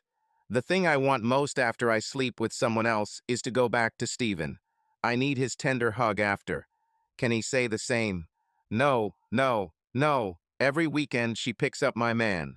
I can't even enjoy my time with Tony. All I can think about is what this girl is doing to my husband." "I'm sorry, Susan, but I think you've given a man with the morals of an alley cat a big ticket to freedom," Laura said. "What about the card you gave Pat?" asked Susan. "You think I'm not worried? Since the governor appointed him special prosecutor, all I do is worry. This office of the Attorney General is full of female barracudas, and his secretary, the only way to show more skin is to come to work naked," Laura said before continuing. "If only he still loved me," Laura said, and the tears began to flow. "I'm sure Pat still loves you," Susan said, without much conviction. "We made love the other day," Laura said with sadness in her voice. "You see, I told you. He's just a man, and he needs time to get over his pride," Susan said. "No, it was pity sex. I was preparing dinner. I opened a can of peas and set them to heat over low heat. I made the instant puree. This is the hardest part. Then I put the steaks on the grill, Laura said, and started crying.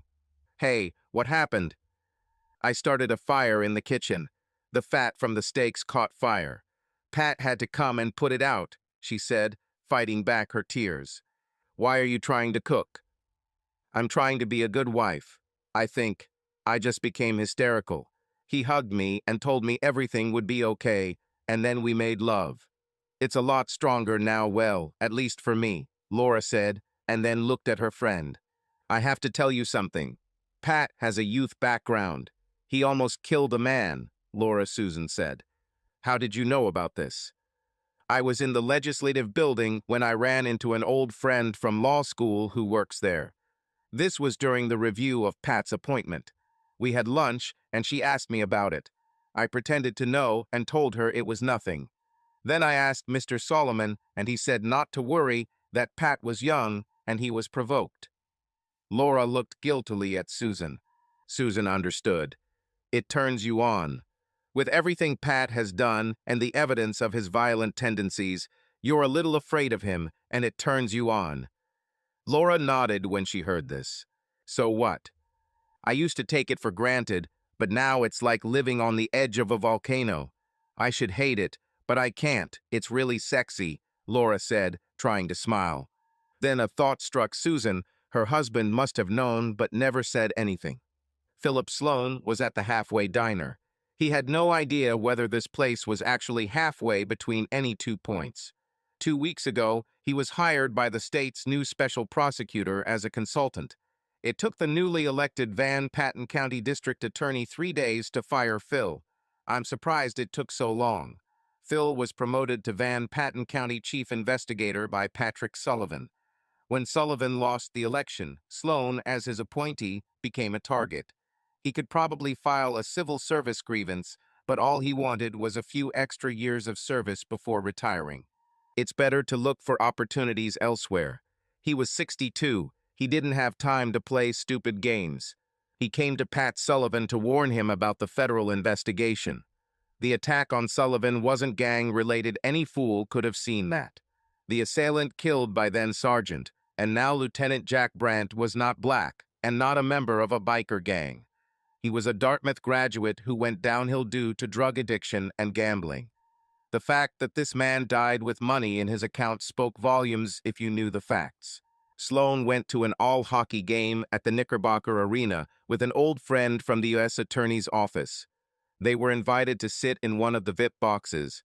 Sloan was not surprised when agents from the local FBI office were accidentally invited there. The agents started with innocent and harmless questions, but it was obvious that they were getting very close to the truth. Phil was a master of the very art that was used on him. He soon learned everything they knew and began to lead them astray. Sloan felt it was his duty to at least warn Sullivan.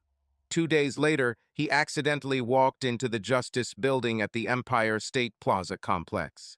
What the locals called the South Mall is a confusing description, since there was no North Mall and the entire complex of buildings resembled, as one critic aptly noted, a mausoleum built by aliens from outer space. On the second floor of the Justice Building, cramped quarters now housed 3 small rooms that housed the Office of the Special Counsel for Official Integrity and Standards. A small sign marked the end of the corridor where the staff of the State Attorney General's office was located and the beginning of the small domain that was now called the EPO. Sloan was greeted by Sullivan's secretary, Catherine, a very young and pretty Spanish woman who had followed Sullivan from Van Patten's district office. Sloan noticed that she was dressed to stunning effect. She quickly and without further ado showed Sloan the boss's tiny office. Sloan didn't wait to be asked about his affairs and didn't waste time on chit-chat, immediately revealing what he knew about the FBI investigation. Sullivan was an emotionless bastard with a pair of balls of steel. He listened to Phil and then immediately made him a job offer. He made it clear that he wouldn't take no for an answer. So I am contracted as an independent contractor.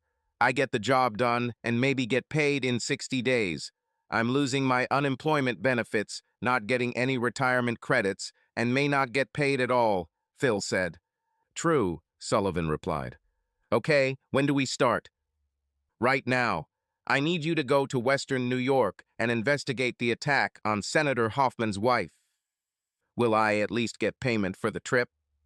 No, keep track of your expenses, and maybe the Attorney General will compensate you, Sullivan said.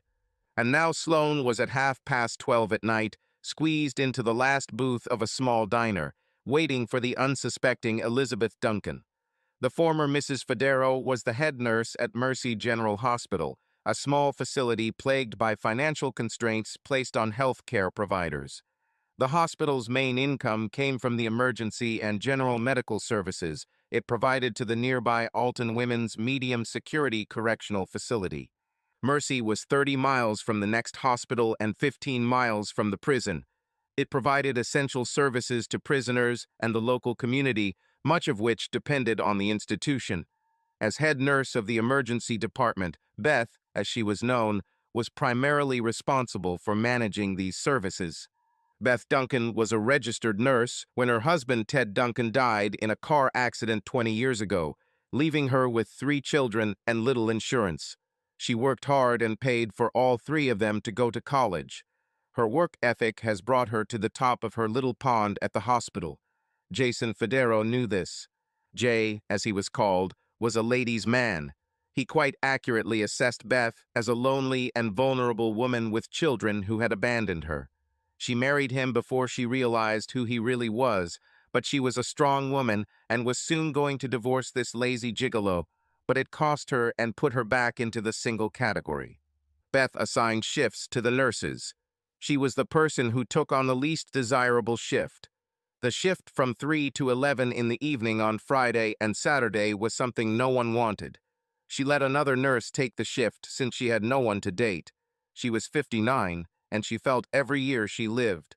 Every Friday and Saturday, she stopped for dinner at Halfway at the end of her shift.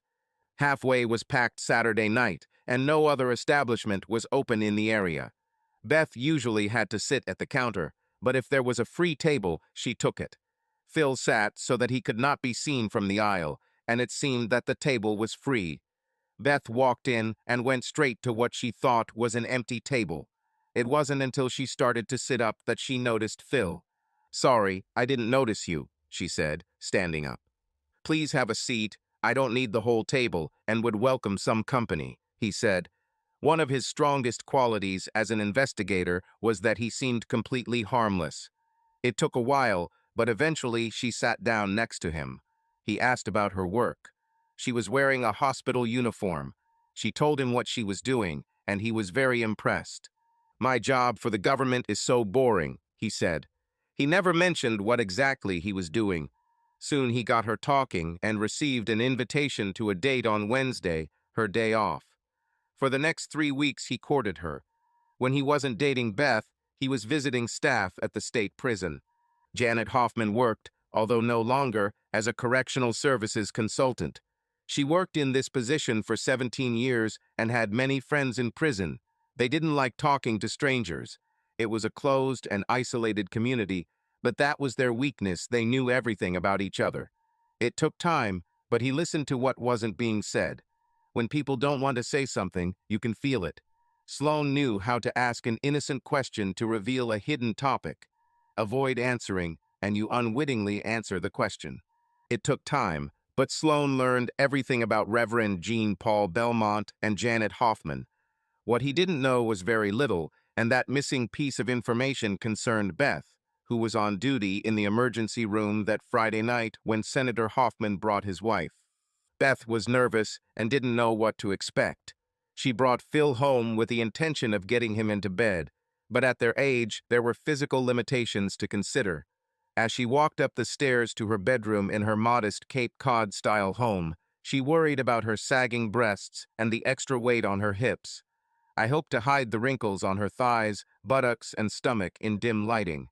But she was also excited for the first time in 3 years. She had a man she could take into her bedroom. Phil, she said, turning to him, it's okay if you don't want to. In response, he began to undress her. He was in no hurry. He shed his clothes and slid into bed next to her. When his lips moved down her body, she knew where he was going. "You don't have to do this," she said. "Quiet," he replied. "It wasn't a request, it was an order." She relaxed and let him continue. They lay hugging each other. She was exhausted and sleepy. "Now has that made you forget about the stupid agenda?" said Phil. "Oh, why did you remind me?" she said. "Sorry, but like I said, this probably has nothing to do with you," Phil said, even though he knew it didn't. He asked Sullivan to issue a subpoena, hoping that she would turn to him for help, and so she did. His answer was to take her to a nice, expensive restaurant and then seduce her. "But you don't know, Phil. The only thing that comes to my mind is that poor Hoffman family," she said with genuine pain in her voice. "You mean that state senator? What does he have to do with you?" he asked, knowing full well what we were talking about. "I was on duty the night his wife came in," she said. "So what? It's just a domestic violence case, and the medical records are sealed." "You don't have any problems, right?" he said. She was silent for a moment. "Maybe they want to know about the miscarriage," she whispered so quietly that he barely heard. "That poor family," she continued. "I don't want to be the one to hurt them." "Maybe it was the senator's child," he filed, already knowing the answer. "No, she asked if he was black. We couldn't tell. She was too early. But she asked as if she knew the answer," she said, and burst into tears. Sloan consoled her, held her, and said that everything would be fine, hating himself for deceiving the kind woman. Catherine came in and said that I had a visitor. She was wearing a skirt that was even shorter than usual, and her blouse hugged her breasts in the most seductive way. If she was wearing a bra, it was sheer and modest. I needed to talk to her. "Mary Ellen wants to see you," she said. "Who?" "Mary Ellen Simone. We worked with her in the Dawes office." "Did she say what she needed?" I asked, and Catherine looked at me as if I was an idiot. "Mary Ellen, how nice to see you," I said. She was wearing what I call a female lawyer's uniform, a dark striped suit with a skirt. The thick jacket emphasized the chest, and the skirt fell to the knees. She was wearing black and white 3-inch heels and black stockings. She looked completely like a young female lawyer. I invited her to sit down and waited. It took her a minute. "I was hoping you would have a job for me," she said. I tried not to answer too quickly. "Sorry, Mary, but we don't have a budget yet. There is no money to hire anyone." "Catherine works here, and I heard Sloan does too," she said. "Yes, but they don't get paid yet. They have contracts that will pay them if and when we have a budget," I replied. "Great, I'm ready for such a contract," she said. "But you have a job. You work in Van Patten County," I said. "Yes, I have a job, but no career. I don't want to spend the rest of my life in traffic court. I want to be a trial lawyer," she said. "Be reasonable. You can work and get paid somewhere else. There is nothing here, only a vague possibility." "You're wrong. You're here, and I want to learn. We worked well together when you were district attorneys. I know you don't think highly of me, but I'm here, ready to work, and I'm not leaving. If necessary, I will sit in the corridor until you hire me. Plus, you want at least one woman in the office who isn't trying to get you into bed. I love women, if no one told you that. I know you're too stupid to notice it yourself." She stated her position and did not accept any answer other than yes. I didn't know about her sexual orientation, but now that I thought about it, it made a lot of sense. "Okay, you win. Get the contract from Catherine and start whenever you want." She didn't realize it, but she put pressure on me. Now I had 3 people to pay, and it was clear that more would appear. I needed a budget.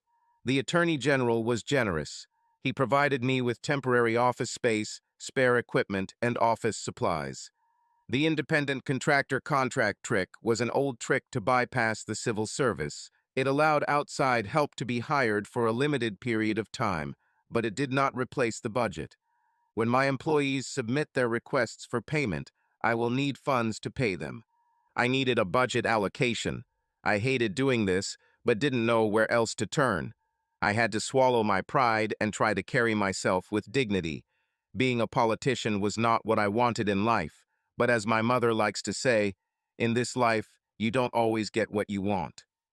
His office was too bright, the sun shining brightly through the windows, but Saul Solomon didn't seem to notice.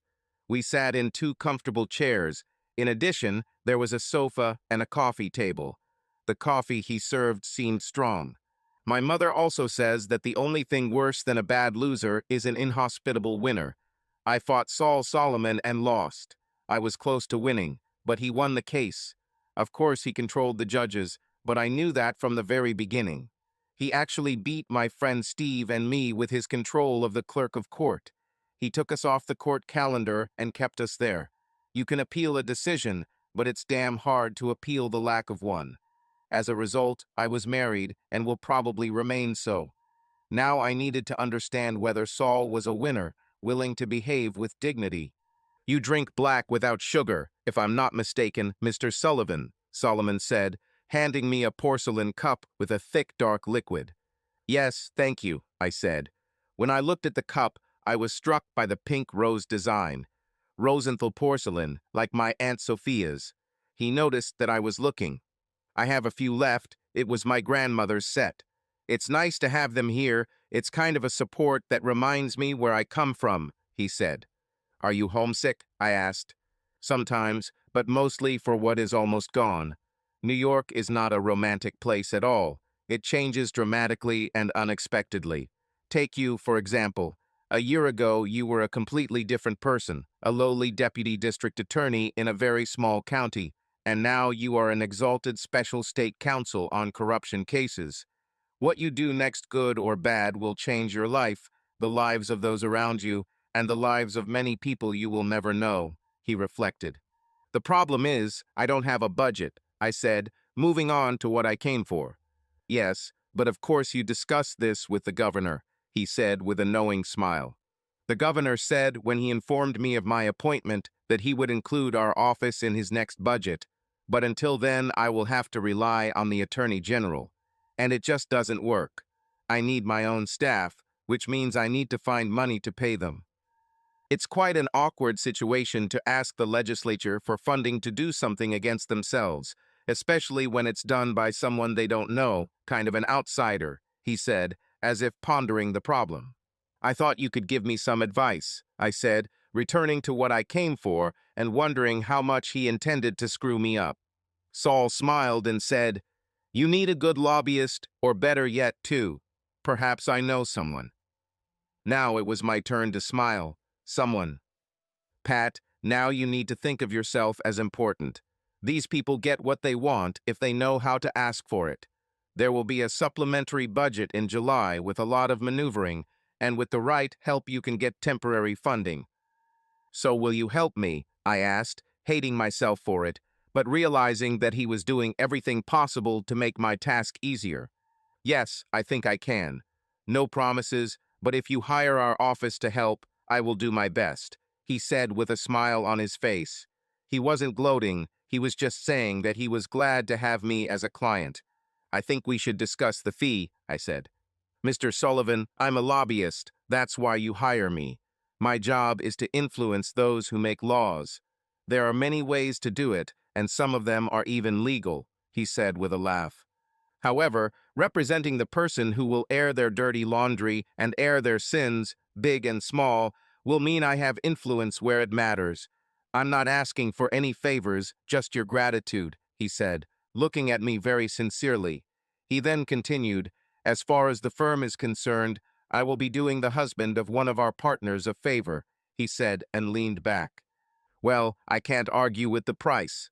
Do we need a written agreement, or will a handshake suffice? In this case, a handshake will suffice." Saul was a generous conqueror, and, if the rumors were true, a man who knew when it was time to switch sides. Brandt came to me. To put it simply, he was questioned by the FBI. Fortunately, they only asked questions about the evening of the attack on me, what he saw and what he did.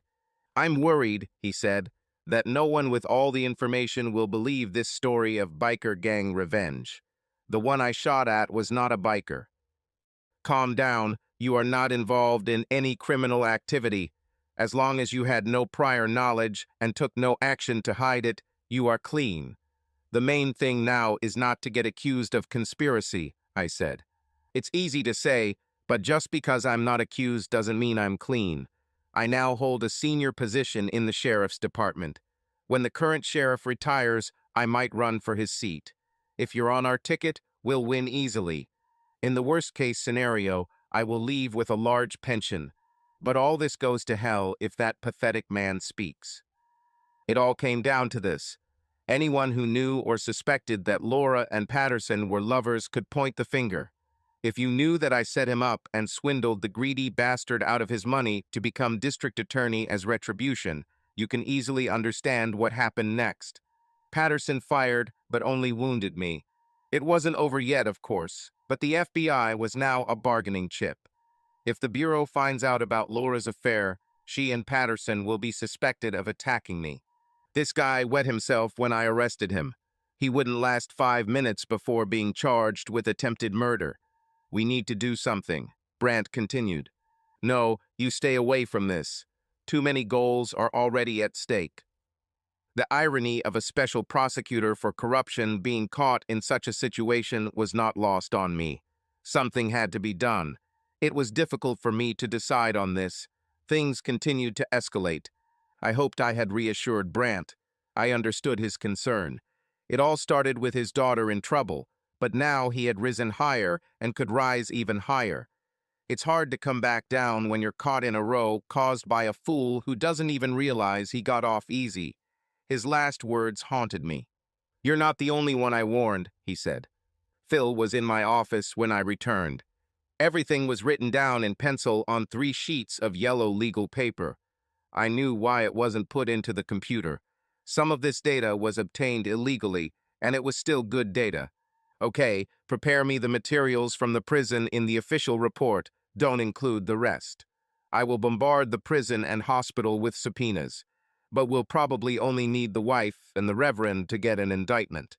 I think Senator Hoffman will admit guilt after this when he finds out what we know, I told the quiet Sloan. He did a great job, but didn't look pleased with himself. Are you okay, Phil? I asked. Yes, my conscience just bothers me, he said, and I didn't dig any further. 2 days after I served Mrs. Hoffman with a subpoena to testify, I had an unexpected visitor. I arranged for the evidence to be presented to the grand jury. The Attorney General summoned him for a commercial fraud case. I used this jury to present the Hoffman case. You can present anything you want to the grand jury as long as you have jurisdiction to do so. Well, Stephen, what brings you here? I said, looking at my best friend. I represent Janet Hoffman, he said calmly, as if inviting me to dinner. Mary Ellen, who was sitting to my right taking notes, nearly fell out of her chair. I asked her to observe because I didn't want to later be accused of bias, but I thought that he would come for the sake of the husband, the accused, and not the victim. What can I do for your client? I asked. Cancel your subpoena, he said with such force in his voice that I knew he was serious. Sorry, I can't do that, I said. Then I am here to announce that my client will exercise her Fifth Amendment rights, he said coolly. I thought Mary would faint, but she remained silent.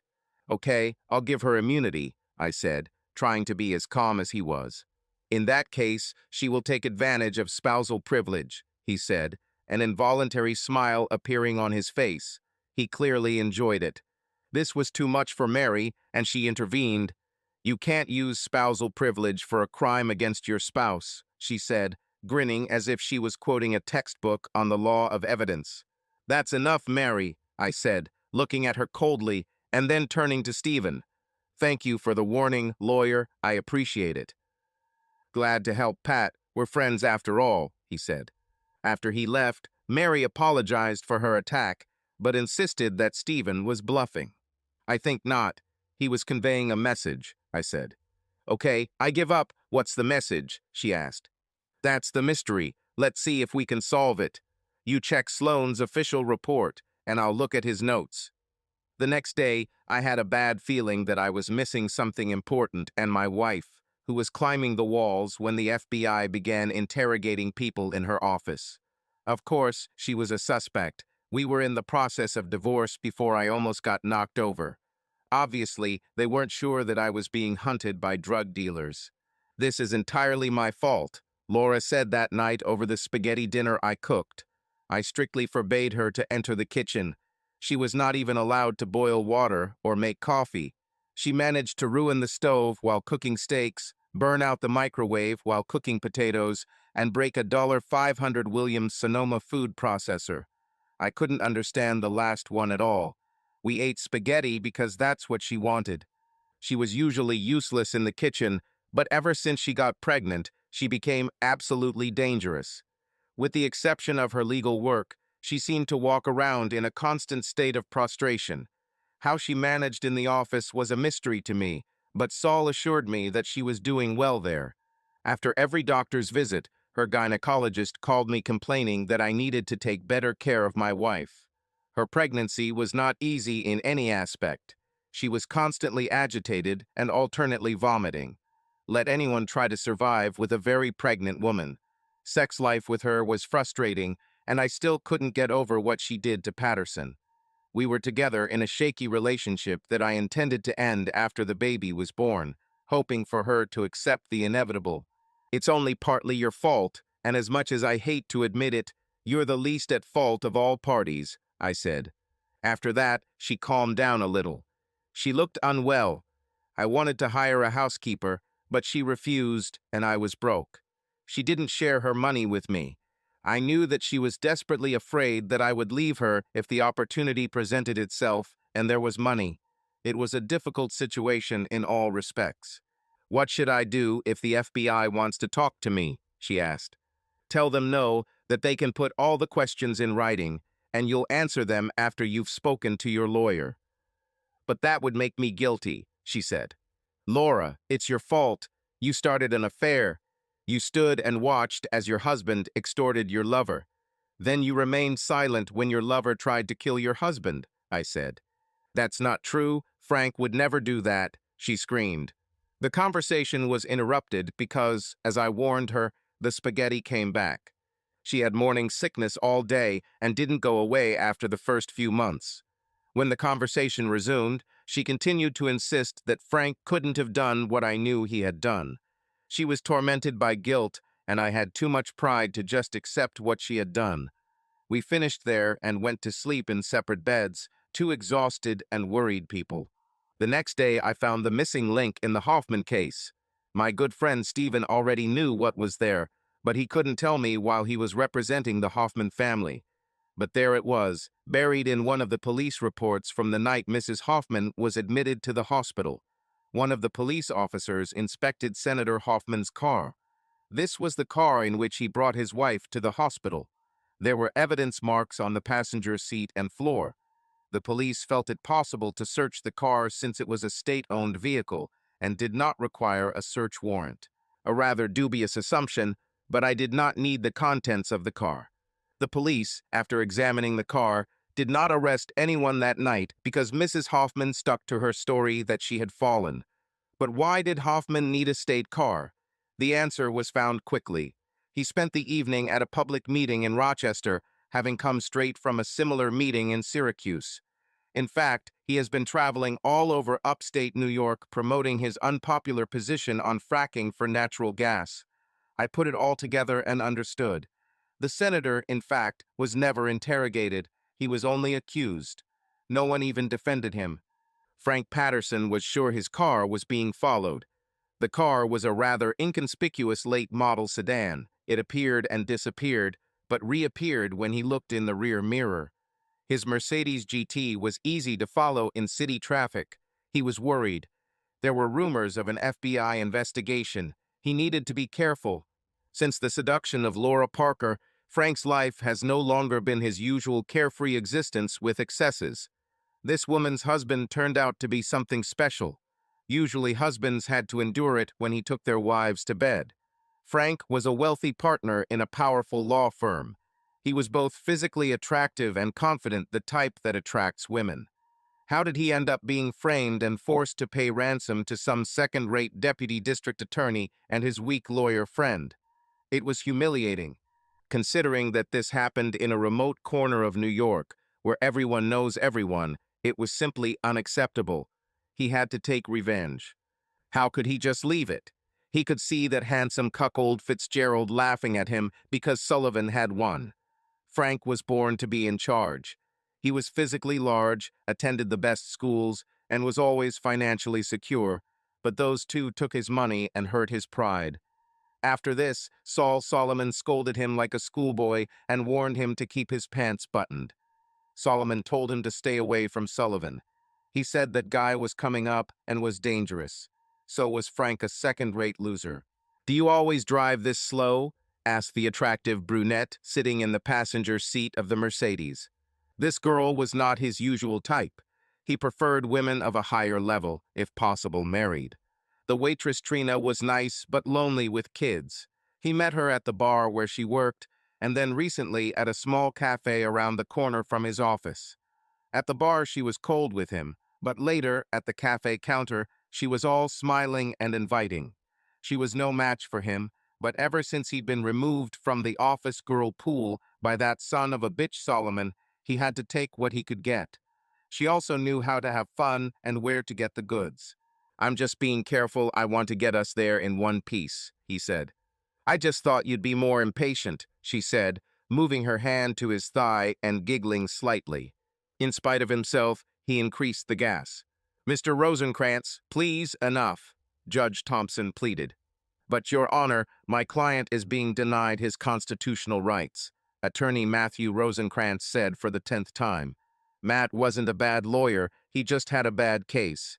A tall, distinguished attorney in his mid-50s who graduated from Cornell Law School at the age of 27 and went on to work in the family law business, he has built a modest career based on extraordinary persistence and a generally genial disposition. But he pretty much tired Judge Thompson's patience.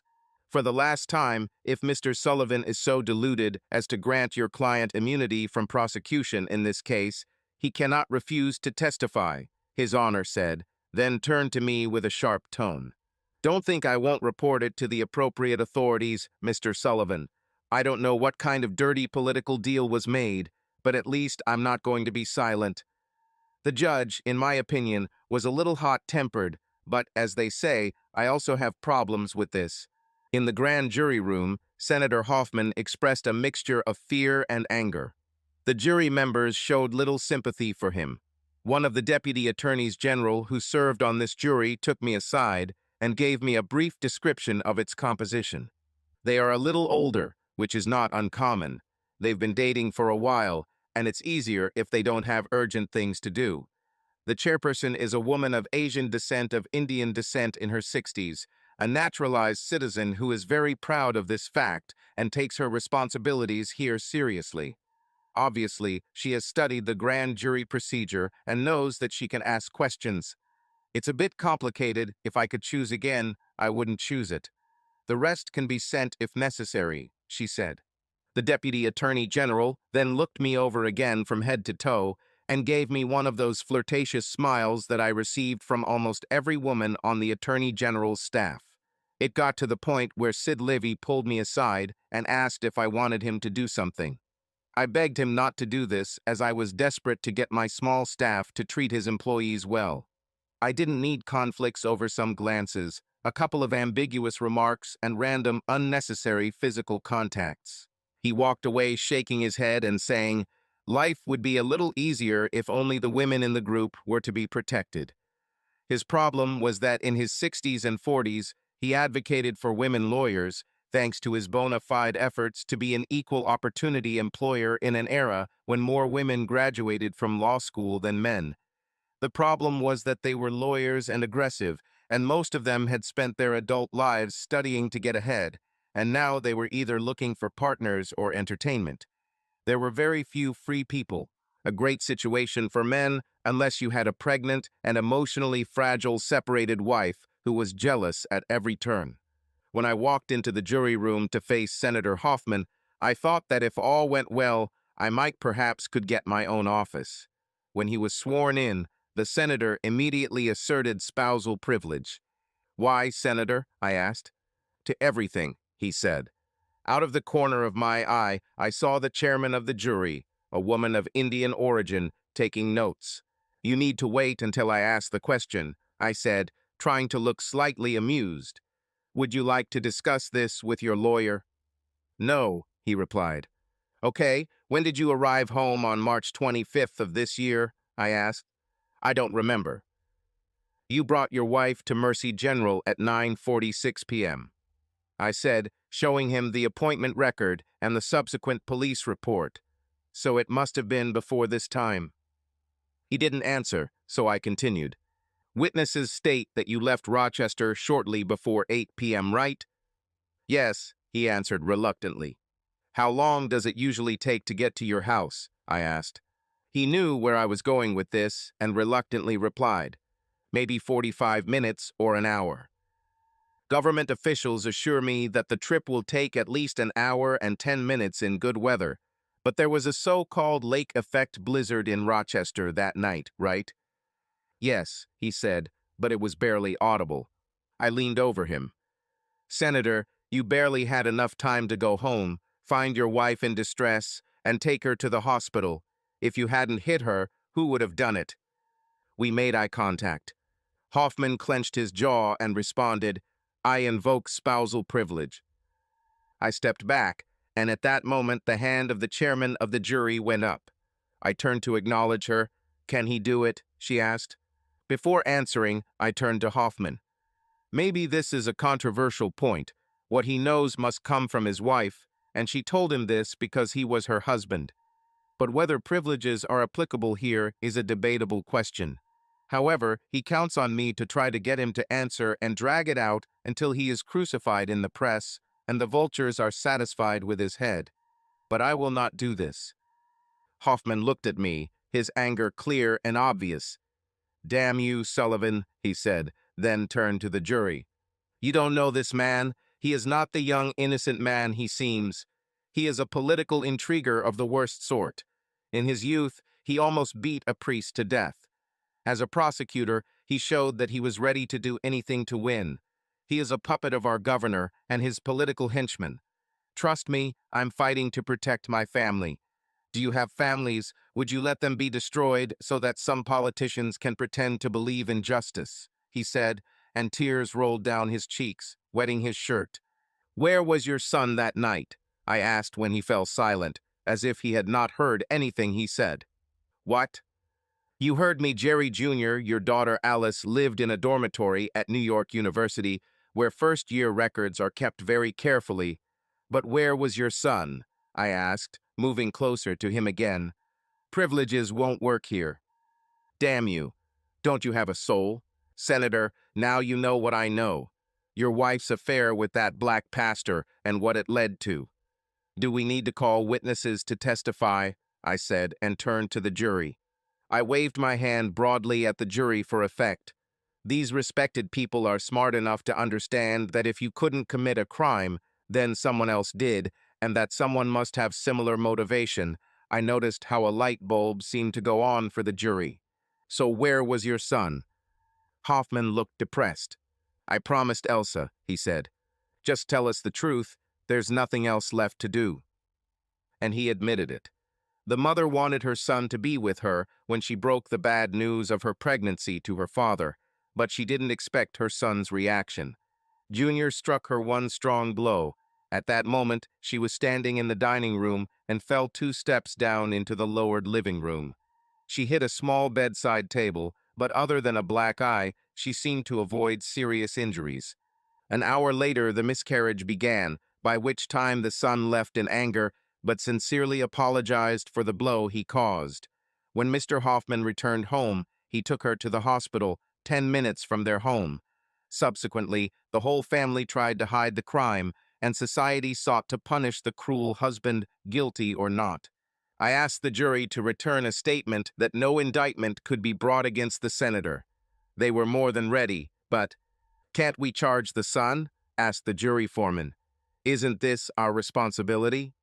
"Sorry, but I have no jurisdiction over him. He does not hold an elected office, and my jurisdiction is limited to those who do," I said, not quite adhering to the conventional interpretation of my office, but deciding to do so. "However," I added, pretending to consider the matter, "if you wish, you can take this case to the local district attorney and state attorney general with your reasons," which they did. The Albany Times-Union covered the event on page 4. This was not big news and was perceived as one of the events that was becoming more and more frequent. A well-known lawyer was found dead in his home. Local police arrived first, but soon gave way to state police. The FBI arrived, but they were refused. This was beyond their competence, and influential people were worried. Frank Patterson had more friends after his death than he did during his lifetime. The investigation was quick and conclusive. Frank died of an overdose. When he was found, he had been dead for several days, and his actions on the day of his death were unclear. Those who saw him that evening thought that he might have been with a woman with dark hair, but no one knew her. Not one of his usual girlfriends. In any case, there was nothing to indicate that others were involved. Frank's alcohol abuse and lifestyle suggested that he may have been the victim of an experiment with drugs that he was unfamiliar with. The state police report said it was an accidental overdose, although many doubted it. However, all they had were doubts. The release of the grand jury's verdict had to be done carefully. I wanted as little publicity as possible. Fridays are busy news days, so by issuing a statement late on Thursday, we skipped that cycle and hopefully entered a cycle where the news from upstate New York will be buried. Well, that was the idea. On Thursday at 4:45, we made our decision. On Friday at 5:30, Kat entered my office. "I thought you had already gone home," she said. "The lobby is full of reporters and camera crews looking for you," she said. I sighed heavily, realizing that there was no escape, only delay.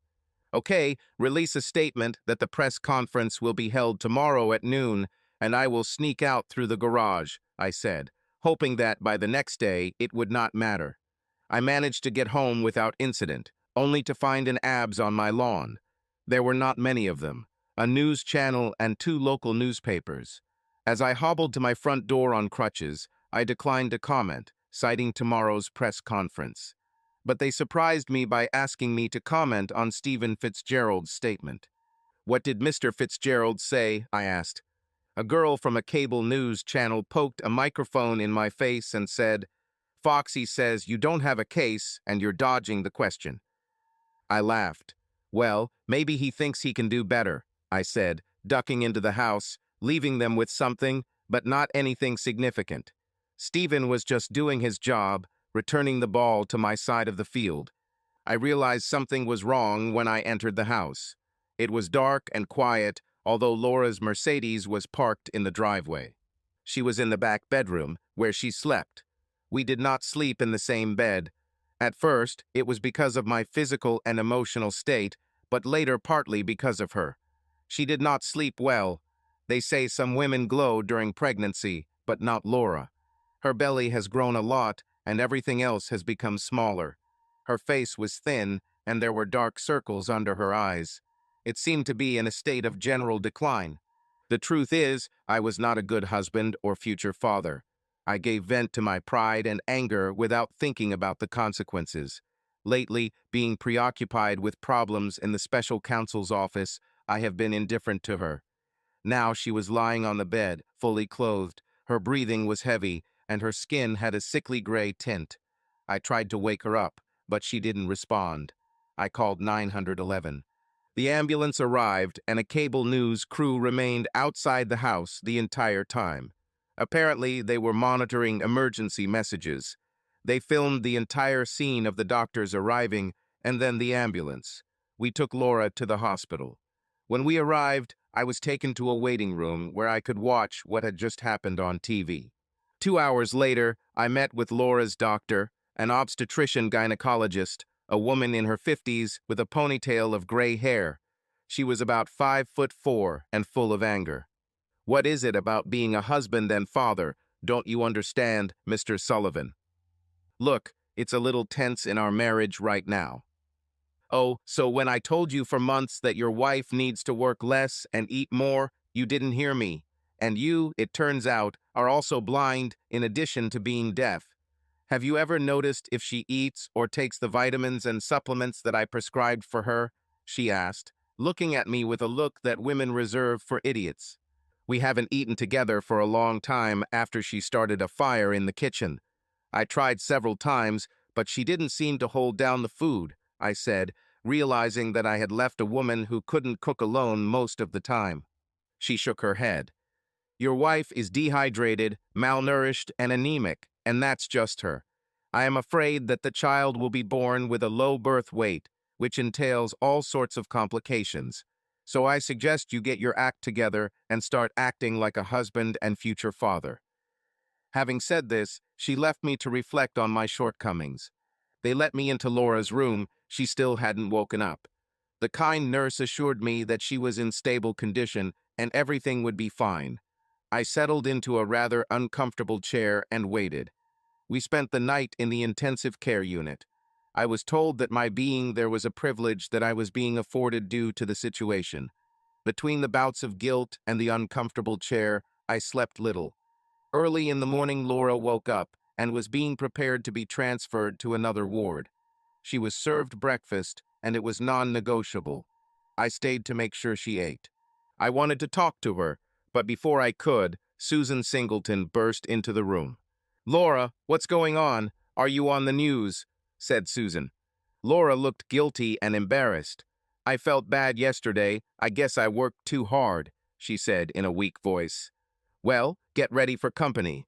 The governor is coming to see you, Susan said enthusiastically.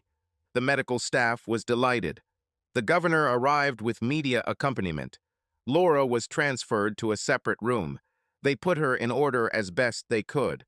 Security came and everyone was kicked out, from the hospital administrator to Laura's doctor, who looked a little tired. Edward Kincaid entered the room alone, having ushered Susan out first. He shook my hand and patted me on the shoulder. Damn good job on the Hoffman case, Pat. Knew he chose you for a reason, the governor said, and then turned to Laura. You scared us all, young woman, but your doctor assured me that you will recover. Are we having a boy or a girl? He asked. Governor girl, she said. Hey, when we're alone, just call me Ed or Goober if you have to.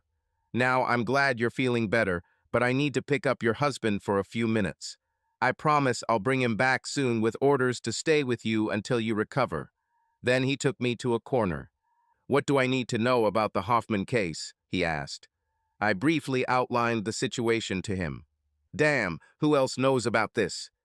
My investigator, Phil Sloan, and of course, the medical staff who treated Mrs. Hoffman, I said.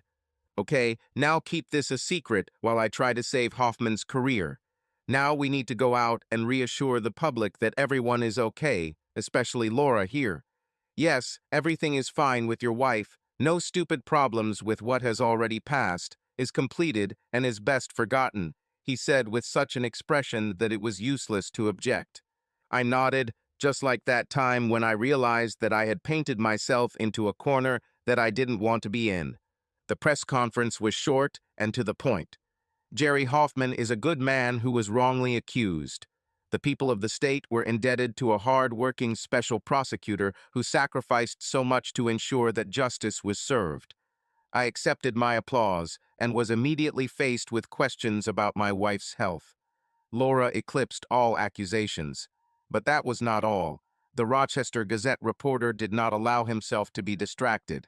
He asked about Jerry Jr. and why he wasn't charged. I gave a prepared answer about jurisdiction. At this point, Susan intervened.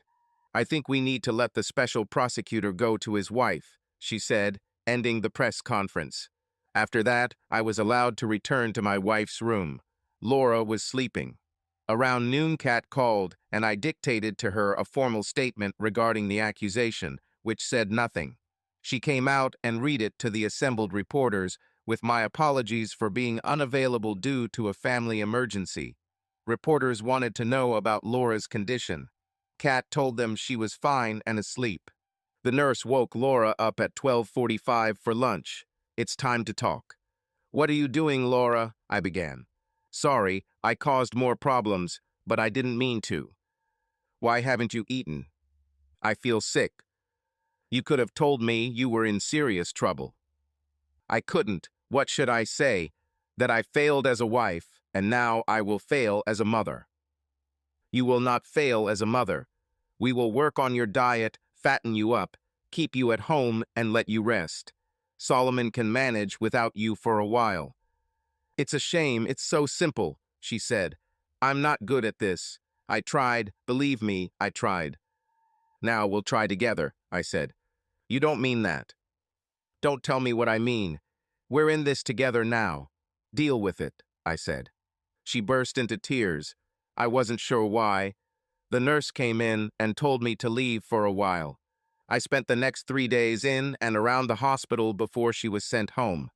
The rest of the world did not stand still. Reporters called my office trying to find out something. They also wandered around the hospital. On the third day, the doctor came to see me. I'll send your wife home. This means home, not to work. I also want someone to be with her all the time soon. It is stable, and we must keep it that way. I have already arranged for a nurse to visit me to help. I recommend that you hire a home nurse. She looked at me as if she expected me to argue. I'm not the problem here. Laura seems to have difficulty accepting help. She considers this some kind of failure on her part, I said. She's depressed. I think it has to do with your family situation. If I were you, I would pretend to be a happy family, at least for her sake. Think about the child, she said, then extended her hand and put it on my shoulder. Marriage is never easy, and being a parent is even harder. Sometimes you have to do what your family needs, not what you want. It's time to grow up. I would have objected, but she was right. Dawn, my therapist, gave me good recommendations for domestic helpers, and we hired a nice woman in her 40s, a mother of 3. She turned out to be fun and a great fit for Laura and was very supportive. She had many tricks to keep food in her body and cheer up the expectant mother. Things seemed to be looking up until we received a phone call. First Kat accepted him, then Mary Ellen, but he was not so easily dismissed, and he wanted to talk to the boss. This is Jack Rubens from Rochester, he began, but I interrupted him. I know who you are, Mr. Rubens, and where you come from, as my team said. We have nothing to say. I still have to ask, he said. Then go ahead, I said. You obviously knew about Elsa Hoffman's infidelity and miscarriage. So how and when did you learn these facts? I heard smug satisfaction in his voice. He had done his job, and now he wanted to collect maximum profit. The question is how you learned these facts, Mr. Rubens.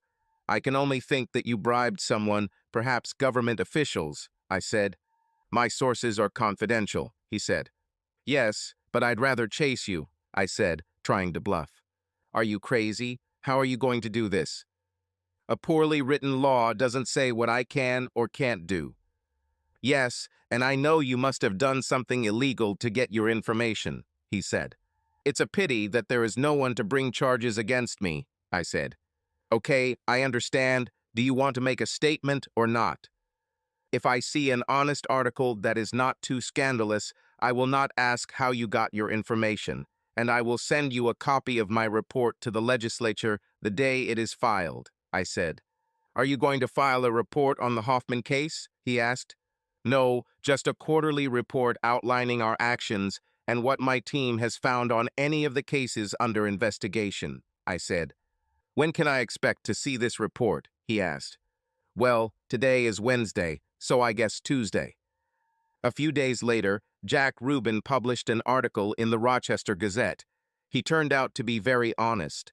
He described the history of the Hoffmans' long marriage and characterized Elsa's serious injury as unintentional. But he laid it all out, including his belief that my office had discovered much of this information, even though it was just a guess. The New York tabloids weren't nearly as kind. They started with photographs of Mrs. Hoffman and her lover side by side. I commissioned Mary Ellen to write our version. She did great.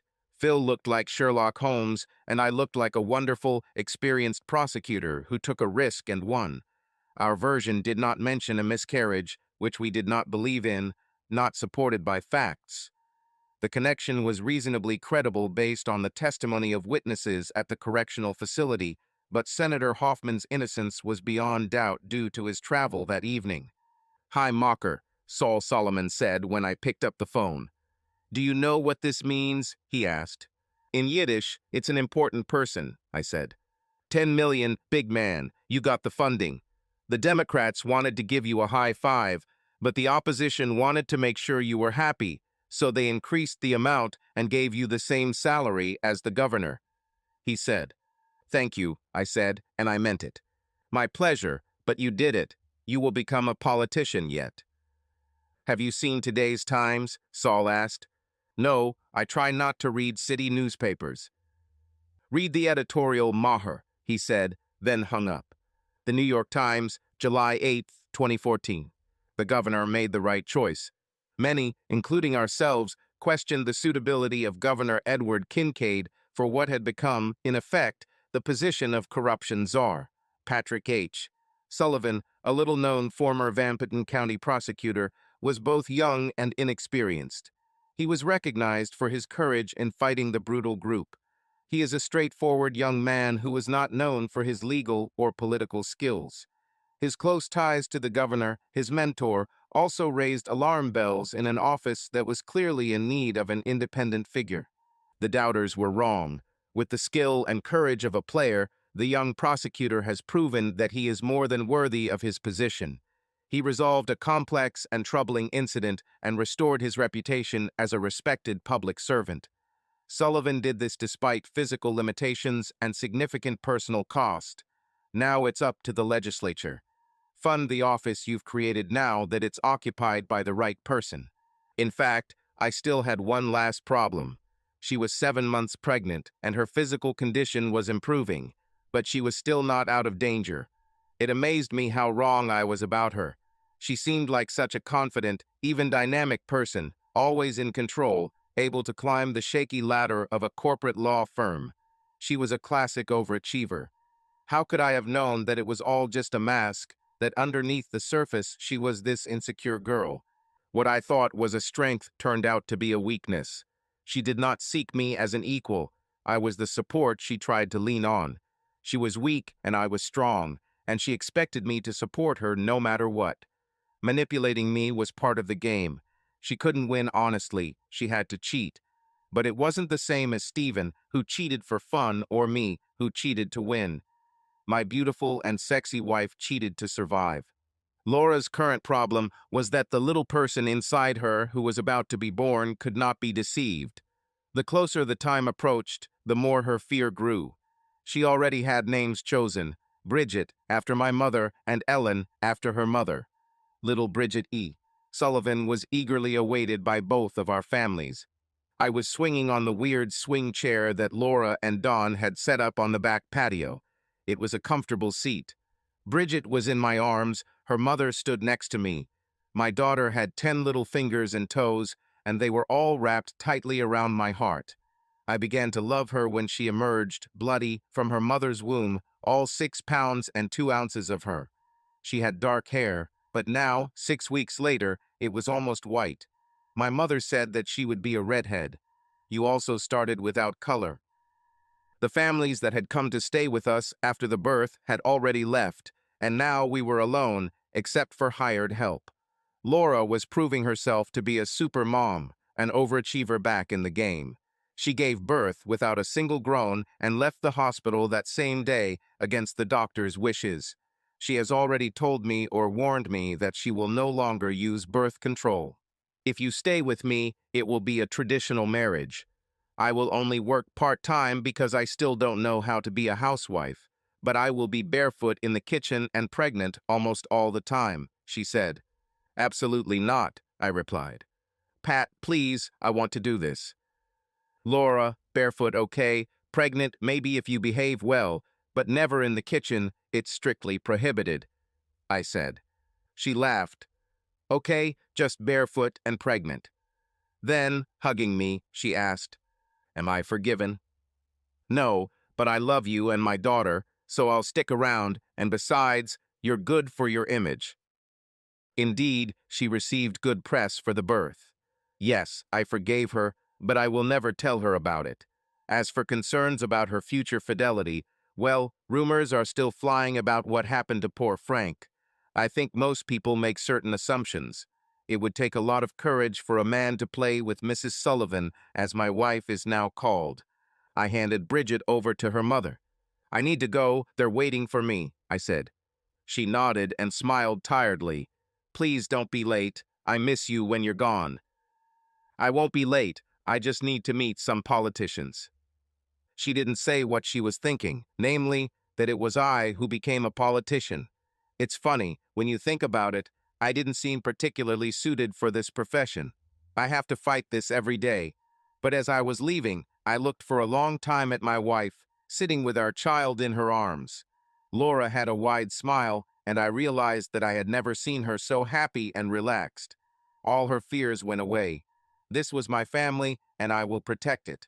The service was held in a small temple in Troy, near Hudson. It was a relatively new church by Troy standards, dating from the mid-19th century. A stone building made from Manhattan sandstone, commonly called brownstone. The stones were well laid. They showed signs of wear, but not destruction. Small grooves along the foundation showed evidence of repeated flooding of the Hudson over the centuries. The memorial service was well organized by a junior member of the firm. Frank Patterson was officially considered a Methodist, but the church was one of Troy's Episcopalian churches, with its Tiffany-stained glass windows and tolerant attitude. Death from overdose was not of interest. The fact that the deceased and many of those present were not Episcopalians did not make the service any other than an average Sunday, since few people at any service were Episcopalians. Being a Christian is good, but not necessary. The black priest who conducted the service did not know the deceased, but he did a wonderful job of creating the right atmosphere for the first anniversary of his death.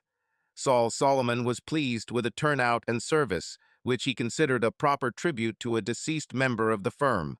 Everything went great. Several employees spoke at the podium in Frank's memory, including Saul, who made it clear that he considered the death a tragic accident. He has already made it clear that he will not tolerate any rumors to the contrary in or outside the office. Saul was the last to leave the church, passing under Tiffany's vision of the kingdom of heaven in the stained glass window on the back wall. Laura was not present, having been sent to San Francisco on important business for the firm, thus avoiding the embarrassment of her husband at work. However, as Saul walked through the church vestibule or narthex, shaking the priest's hand and thanking him, he noticed Stephen Fitzgerald standing on the steps of the church. "Good afternoon, Mr. Fitzgerald. It's nice of you to come, but I'm a little surprised given the circumstances," Saul said. "This man was my client, if only for a short time. Mr. Solomon, and please, Foxy will do just fine," Stephen replied, smiling slightly, as if laughing at himself. "Well then, you can call me Saul," Solomon replied. "There will be salt. I'm just waiting for my wife to come pick me up," Fitzgerald replied. "Yes, my wife Martha also went to pick up our Lincoln," Saul said. "Ah, much more practical than a sporty Mercedes, but you know my wife Susan, I assume," Stephen answered. "Yes, a very beautiful woman. You are very lucky," Saul said. "Yes, in times like these you need to appreciate your blessings." Saul thought for a moment, then decided he should ask, even though he was sure he wouldn't get an answer. "Some people still think Frank was the victim of a crime. What's your opinion?" he asked. Stephen thought for a moment, then spoke very seriously. "Well, I see Frank's actions as a chain of unfortunate miscalculations that led to a tragic outcome. Every action has consequences. The scary thing is that these consequences are not always predictable," said Stephen. "But of course, when you face much stronger opponents, losing should be predictable," said as a man of insight who had to walk through the rocky shoals of life. A good Jewish boy from Brooklyn who used his smarts to rise in the world and achieve a good life with a gay wife. Stephen almost grinned as he said it. "So he underestimated you, Foxy." "After all, it was the act of a fox, not a wolf," Saul replied, expressing his suspicions. Stephen smiled, a guess without proof. "Tell me, did the wolf come before or after this priest offended you?" Saul said. Some rage took over him. If Stephen Fitzgerald was upset, he didn't show it. "Something in between," he replied, then continued. "You should have seen his face," Stephen said without emotion. "I'd say, Foxy, you're just as deadly when you want to be," Saul said. "A fox should live by her mind, not her passions. Only what is necessary. As I said, actions have consequences, but my transport has already arrived, he said, saying goodbye. Saul watched as a late-model Mercedes pulled away from the curb to make way for his wife's Lincoln. He slowly walked to the passenger door. As he got into the car, Martha turned to him. "Something's wrong, Saul. Do you look bad?" she said. "I'm fine, just trying to cleanse myself of my sins," he said, still feeling guilty about what happened to stupid Frank Patterson. One must be very careful before touching the wife of a man like Sullivan. If you manage to get out in one piece, consider yourself lucky, and to take revenge would be suicide. If it hadn't been Fitzgerald, it would have been someone else. Still, Saul felt this guilt. Martha looked at her husband. "Well, it was a very good service. You should be proud. It's a shame Laura and her sweet husband weren't there," she said, and Saul smiled at his wife. Subscribe to our channel so that your love doesn't cheat on you, and go ahead and listen to the next story, because this story is nothing compared to the next one. If you're under 18, don't even think. Click to the next one. Click to the next one. Click to the next one. Click to the next one. Click to the next one. Click to the next one.